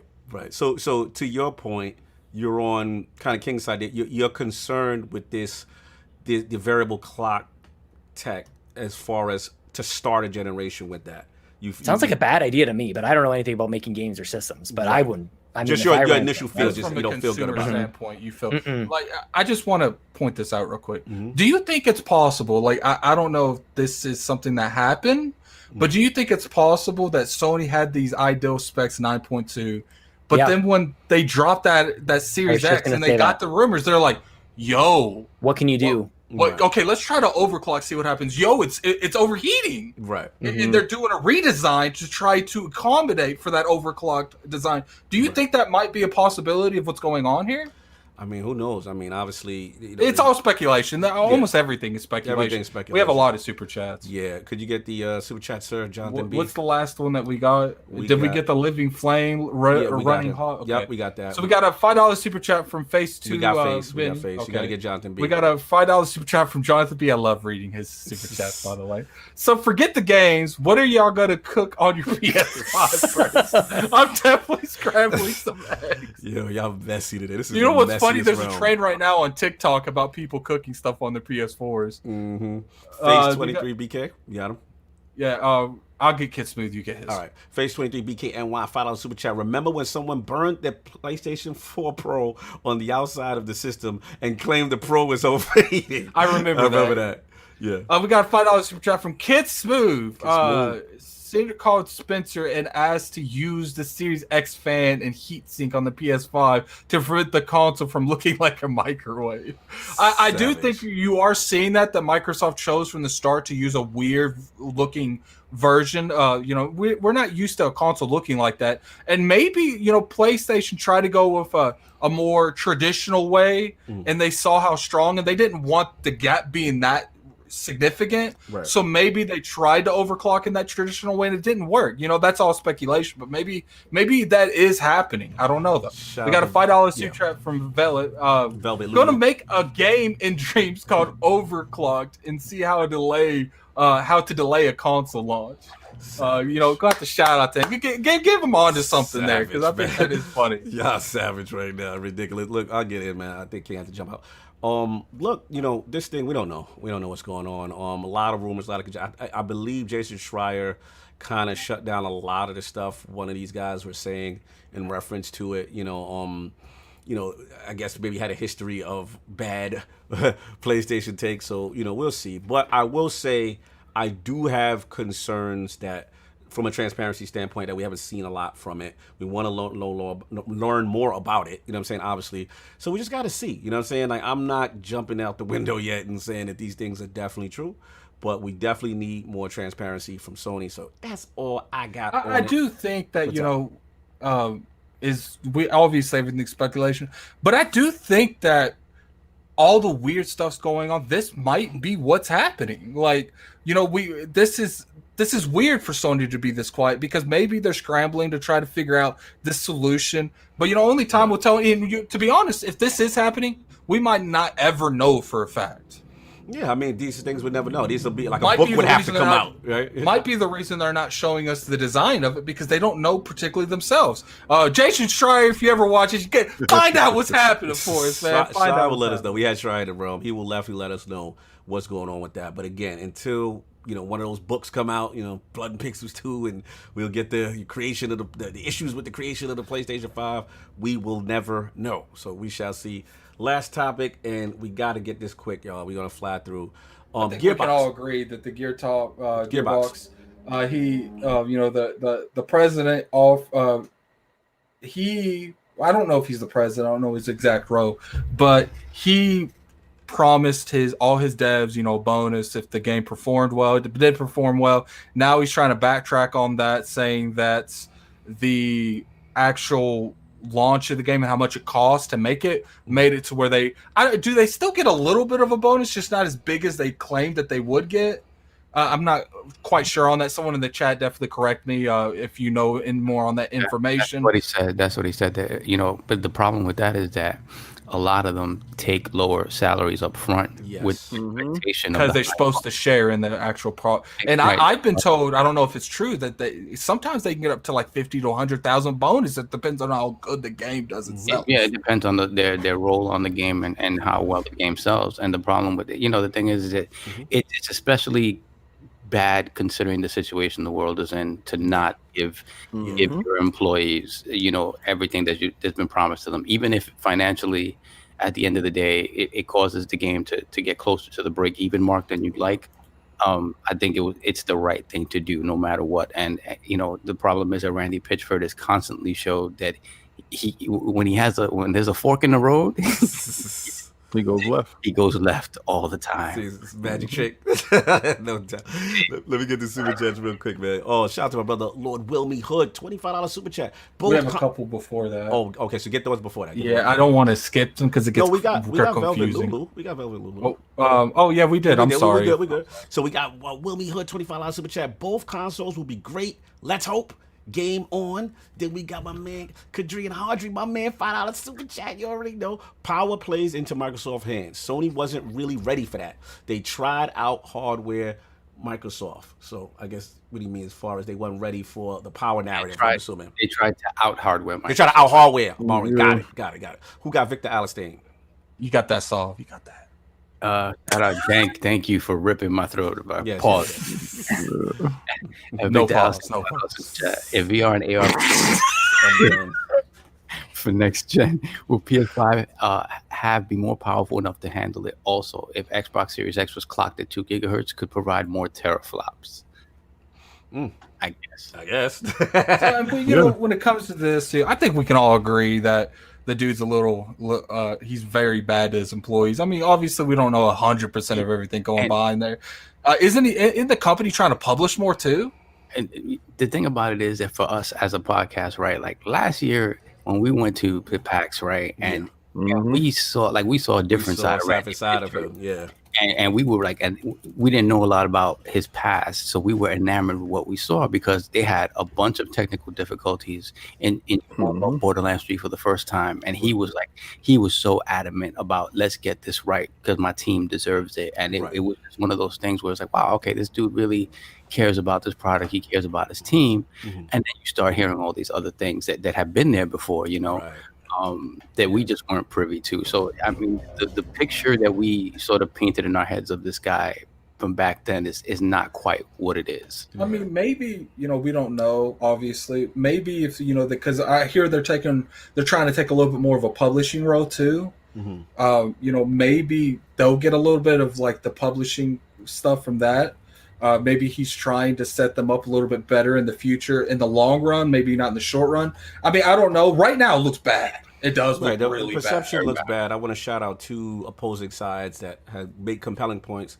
One is obviously, you know, Lord J. Schreier, who we had on before. You know, his concern obviously is, you know, Gearbox developers counting on that bonus, you know what I'm saying? And now it's substantially lower, not getting what they, you know, they really thought they intended, especially when you look at the success of Borderlands, right? And the biggest point I want to point out is the man told them that they didn't like it to quit. Right, and yeah. The tone was the bad look. That was, you know, a lot of people did not like that. And then, you know, you combine that with, you know, us hearing about him having a $12 million bonus. You know what I'm saying? You know, the perception. Now, to Hoag's point, who's on the opposite side, he's on the opposite side of Schreier with this. It's like, look, we don't. It is funny that they're the opposite sides. Yeah. Shout out to my people. You know what I'm saying? I love them having both of them around. Shout out to Hoag Law. You know, his whole thing is, look, we don't know the full story of this. You know what I'm saying? And, you know, if they were promised, you know, saying based on, you know, success or whatever, if they were told this ahead of time, then it's kind of like that's the game they're playing. So it's a tough one, man. I just know from perception, it don't feel good. It don't look good to me. You know what I'm saying? That's just the vibes I got. Lord Capri, what's your feeling on this situation with Gearbox? I am much more on the try to be on more on the balance side of the conversation when it comes to these types of things, because it is, you know, it doesn't look good. It is very easy to craft a narrative of like, damn the man. And there's a lot of hate towards capitalism right now, which I find strange because that's our society. I mean, so I think that's a little bit strange. There's a lot that we don't know about, like, what are they doing with the narrative or with their finances. I think there's a number of reasons why you might not get the bonus. And it's also like this, it's hard to speak to because I would never work in games in this way. Like from everything I've heard, I wouldn't do it. Even though I love games and, you know, for so many reasons, I wouldn't do it. And particularly I wouldn't sign for my livelihood. I wouldn't sign anything that says take a pay cut now because you'll get something later. There's no way I'm taking that deal. There's absolutely, but again, like I guess this might be just how people will do it in the business, as this is how, like, this is normal, but like there's no way I want to walk away from that as much as possible, because you don't know if this is if you're planning on, if you're like, I don't know, I don't like talking bad about people, but I'll just say for me, I wouldn't put like my family in jeopardy or like put my financial plans for my family's future based on a thing that may or may not happen. Like they're lucky that the game sold well. That's great. But like that wasn't a guarantee. And I mean, really the game doesn't really advance a lot from the other games either. So from my perspective, they're lucky that it did as well as it did. So I just want to bring a little bit of balance to it. Obviously, I feel terrible that people's like financial plans were upended, especially now. Like, and obviously this looks terrible for Gearbox as well. And Randy Pitchford, like, he's a character that we can poke and fun at. But like, why are we? In the chat we're saying like, get paid for your work up front. It's worth what it's worth, and like the extra. It just seems like the balance is not there. Right. That like the bonus should be a bonus, and that the work is worth what it's worth. Right. But so your main thing is actually the wages they agreed upon before even starting. Like, you should get paid for what you should kind of know your about. It's like a gamble. It's like you go into work and it's like a roll of the dice. Like, hopefully this all comes together. There's stuff, but then the flip side to kind of is that sometimes it's just hard to get in the industry, so that, you know, when these guys are presented with a job, they kind of take what they. I get both sides. Exactly. Same. One, yeah, totally. Yeah, totally I mean, tough. we were talking about that a little bit last week with Bill Stillwell about how the fact that it's just you know, how does this stuff continue to happen with the crunch and everything like that? Is it, well, you know, for every one person that has a position, you have 50 people waiting at the door that are willing to do it for half that and twice the hours.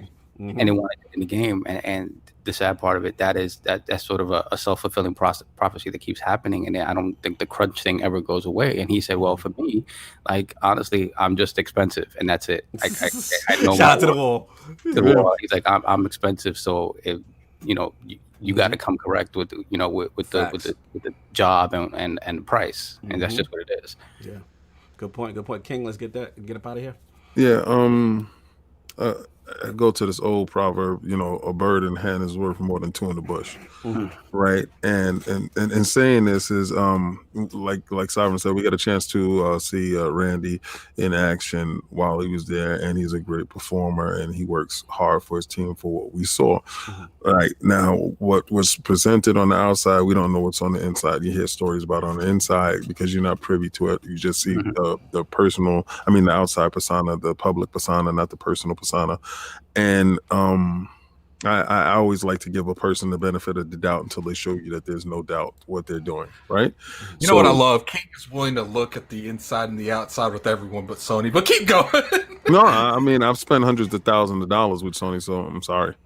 My level of tolerance for their BS is not going to happen. I can respect that. I can respect that. So, but what I can say to this situation is this, right? And it's very hard to say know your value and know your worth when there's somebody willing to work doing your same job under the payment. So sometimes you have to take that contract that's in front of you, and sometimes to feed your family, you might have to take less with promise of the back end. What I don't respect, and this is just me, this is not saying anything on the subject, even though we're talking about the subject, I don't respect somebody promising you something on the back end, and then when that back end is time, you don't get what is promised, because right now we didn't know that this would be happening. This carnivorous virus has gotten to a point where it is eating the economy at an extent that it is tearing the fabric of how we work, how we move. So maybe that bonus would help ease this tension, and they're not receiving that relief. You understand? So I feel for the little man at all times, because at the same time, the little man will never be able to grow into the bigger man if he's being stifled in such a manner. You understand? So it's very easy to say know your worth when you have to take something to put food on your table in this industry that is dog eat dog, to be honest with you. You see it because there's somebody that knows how to program C just like you. And it's just very hard. This subject was hard for me when I looked at it, because it's very easy to pile on the man without knowing everything. And like I said, it is something to come out later on, but I do feel for anybody that was promised something and they delivered, but they didn't receive what they were promised, and that's the aspect that I can take on it, so I can honestly say that I don't agree with promising someone something, they do the job for you, and they don't get what they was promised. Right. Absolutely. I completely agree with King. I think you're on it, definitely on to something. It's one of those situations we got to wait till everything comes out, you know what I'm saying? And, obviously we've heard things about Gearbox in the past that weren't too flattering, but at the same time, we don't know all the ins and outs of this situation. But that's what I got. Smitty Smith, the $5 super chat, let's throw it up. If you can't take a man for his word, then what else is there? Oh, boy. I feel you. Right? But we got to get out of here. Let's do the poll. We will roll. Super long show. We got interrupted, so it went even longer. New ILP poll: with the games industry gearing up for more software delays, similar to Last of Us, Minecraft Dungeons, Wasteland, etc., due to the virus pandemic, how do we feel Microsoft should handle Halo's Infinite launch alongside Series X if only the physical release is not 100% ready? The choices are: A, Halo Infinite is too important for Series X. Launch that digital. B, separate campaign for multiplayer. Launch campaign only, physical release. C, completely delay Halo Infinite until its entire game is ready. Or D, I don't care unless Grounded or Battletoads launch before Halo Infinite. That is the choices. Those are the votes. Please rock the vote when it goes up on ILP Chit. A super long show, but we got to salute Lord Sean Capri for rocking out with us the entire time. I feel so guilty. Jesus. So where can the five people talk? I'll find you. What you got going on, sir? And thanks again, man, for rocking out with us, please. Thank you for having me, man. This was awesome. We got a little bit of the Sony talk, a little bit of the Xbox. It was so much fun, man. Thank you guys so much for the invite. You can find me on Twitter. It's Sean like Connery, Capri like the pants. Woo! And please follow if you guys like Xbox. The Xbox Drive is a podcast I like doing very, very much. Yes. If you like Nintendo, A Cup of Joe and Nintendo, these are short shows. These are half an hour shows that are bite sized. Unlike ILP. Yeah, I mean, I think we just did like 2 months worth. 2 months of your podcast. Like, just happened. Yeah, it was so much fun. And then We the Gamercast as well is a one-on-one kind of get to know one another type of show. That comes out on Mondays on all of the podcasts. So I just really appreciate you guys welcoming me in here, and the chat was amazing and so much fun. Thank you guys so much. No, thank you for having. Thanks for rocking again. Salute to you, because again, I love the positivity you bring to the community. I love your infectious humor, the energy you bring. You do a lot for the community, and again, through you and your content, I just got to meet a cool another subset of people. You know what I'm saying? That all are cool. That all know each other. So it was great to have you in the room. We'll definitely bring you back. You know what I'm saying? Gotta have Lord Capri like the pants. I like that, Lord Capri.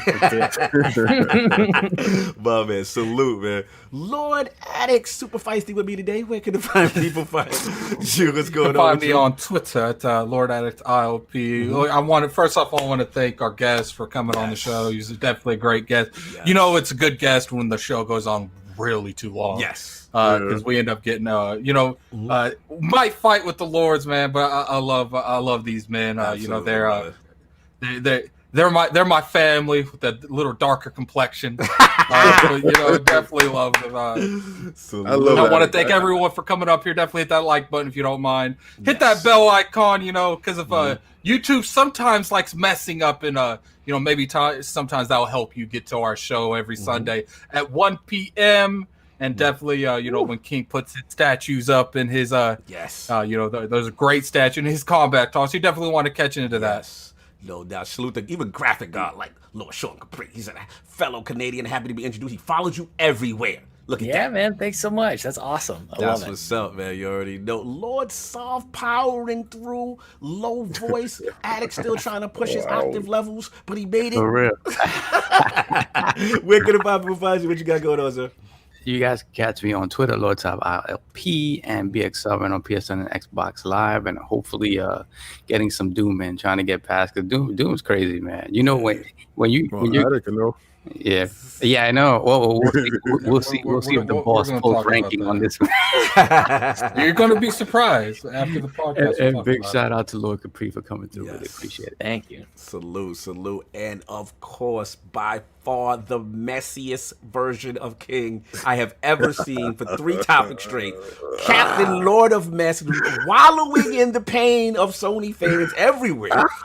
Where can the 5 people find you? First of all, I want to shout out to Lord Sean Capri. Woo! You have made this a memorable day, brother. Yes, you have emboldened this man. I'm sorry I have infected you with the carnivorous. You have been sipping the tea with me. And it was truly amazing. Your history, everything, your wonderful relationship, everything was beautiful. It was a great day, I swear. I mean, I really had a blast. Game in history was amazing. Beautiful. Yes. Spot I'll on let my memory. parents know. I'll tell them. Yeah, they hooked you up. You can catch me at King David OTW on Twitter. Please get on my Twitter. If you're a Sony fan and you were in the chat or you were listening, and you was like, man, I want to get it. Do you really think you have more time in your day to give more Sony fans? Yeah. Get at me on Twitter at King David OTW. He's got 6 amazing gifts he uses over and over again to clown on. I want all the smoke. See, just like Game Pass, if you ain't never seen those gifts, they new gifts for you. You understand? Hilarious. You can catch me with Combat Talk with the King, which we really, not having any combat talk right about now because of stuff that's going on. but also King of the Statues. I have a great statue that's coming up that rivals this statue by every measure of the word. I mean, if you thought that this statue remotely tickled your fancy, pause. The next one is definitely going to send you through the roof. Please go to lordsofgaming.net, where you can see older episodes of Iron Lords podcast and also King of the Statues. And please do me a favor, man. I would like you guys to check out The Last Word with LordCognito and Devontis on. I started like 15 minutes of it, man. I was like, "Yo, this is gonna be good." But then I fell asleep. It had nothing to do with the content. I was just tired, but I need to watch it the rest of it. Yeah, I do that a lot. I catch up on a lot of people podcasts. You know, like when I'm laying in bed, you know, to catch up with everybody's stuff because I do really love the content that's out here. You guys are popping. So I got a new content or podcast to listen to because this drive sounds incredible to me, and it's a half an hour. I could do a half an hour. That's King's Lane. You like that? Yeah. You already know, man. Salute, already know. And again, thank you again, Lord Capri, for coming through again. It was fantastic. Chat was amazing. Salute to the chat again, and I want to reiterate, you know, the notification gang, especially. Thank y'all all for hitting that. Obviously, we've been having our issues with it. So again, if you were in here and you're subscribed, please make sure you click that bell button, hit all. Make sure you don't miss the show so that if, you know, Google has their issues again, as we've had issues again, you know what I'm saying, that we go through it. But yeah, fantastic show. Please support lordsofgaming.net. All the articles are there. All the writers has been fantastic. And I'm going to say it for my brother Ebontis, because he says I don't say it on ILP. The best Destiny podcast you ever heard on Fridays. The Last Word. LordCognito Ebontis with me always going at him and for showing why he's wrong. And he's always exposing me while I'm wrong. That was out of control this week. You bullies him. You don't I do not bully it. They come for me, man. He brings other Titan guests on the show. They jump me. They do all type of evil stuff against me. So I'm with that, Ebontis. I'm with that. Jump the Warlock. Brings all type of Titan fanboys in there, and they do their foolishness. But now, salute, please. I love the support. We're seeing some growth there. It really means a lot to us. And again, salute to Soft. Everybody, look, enjoy your Sunday. I'm going to give y'all this cool outro to go to, and we will see y'all next week. Peace.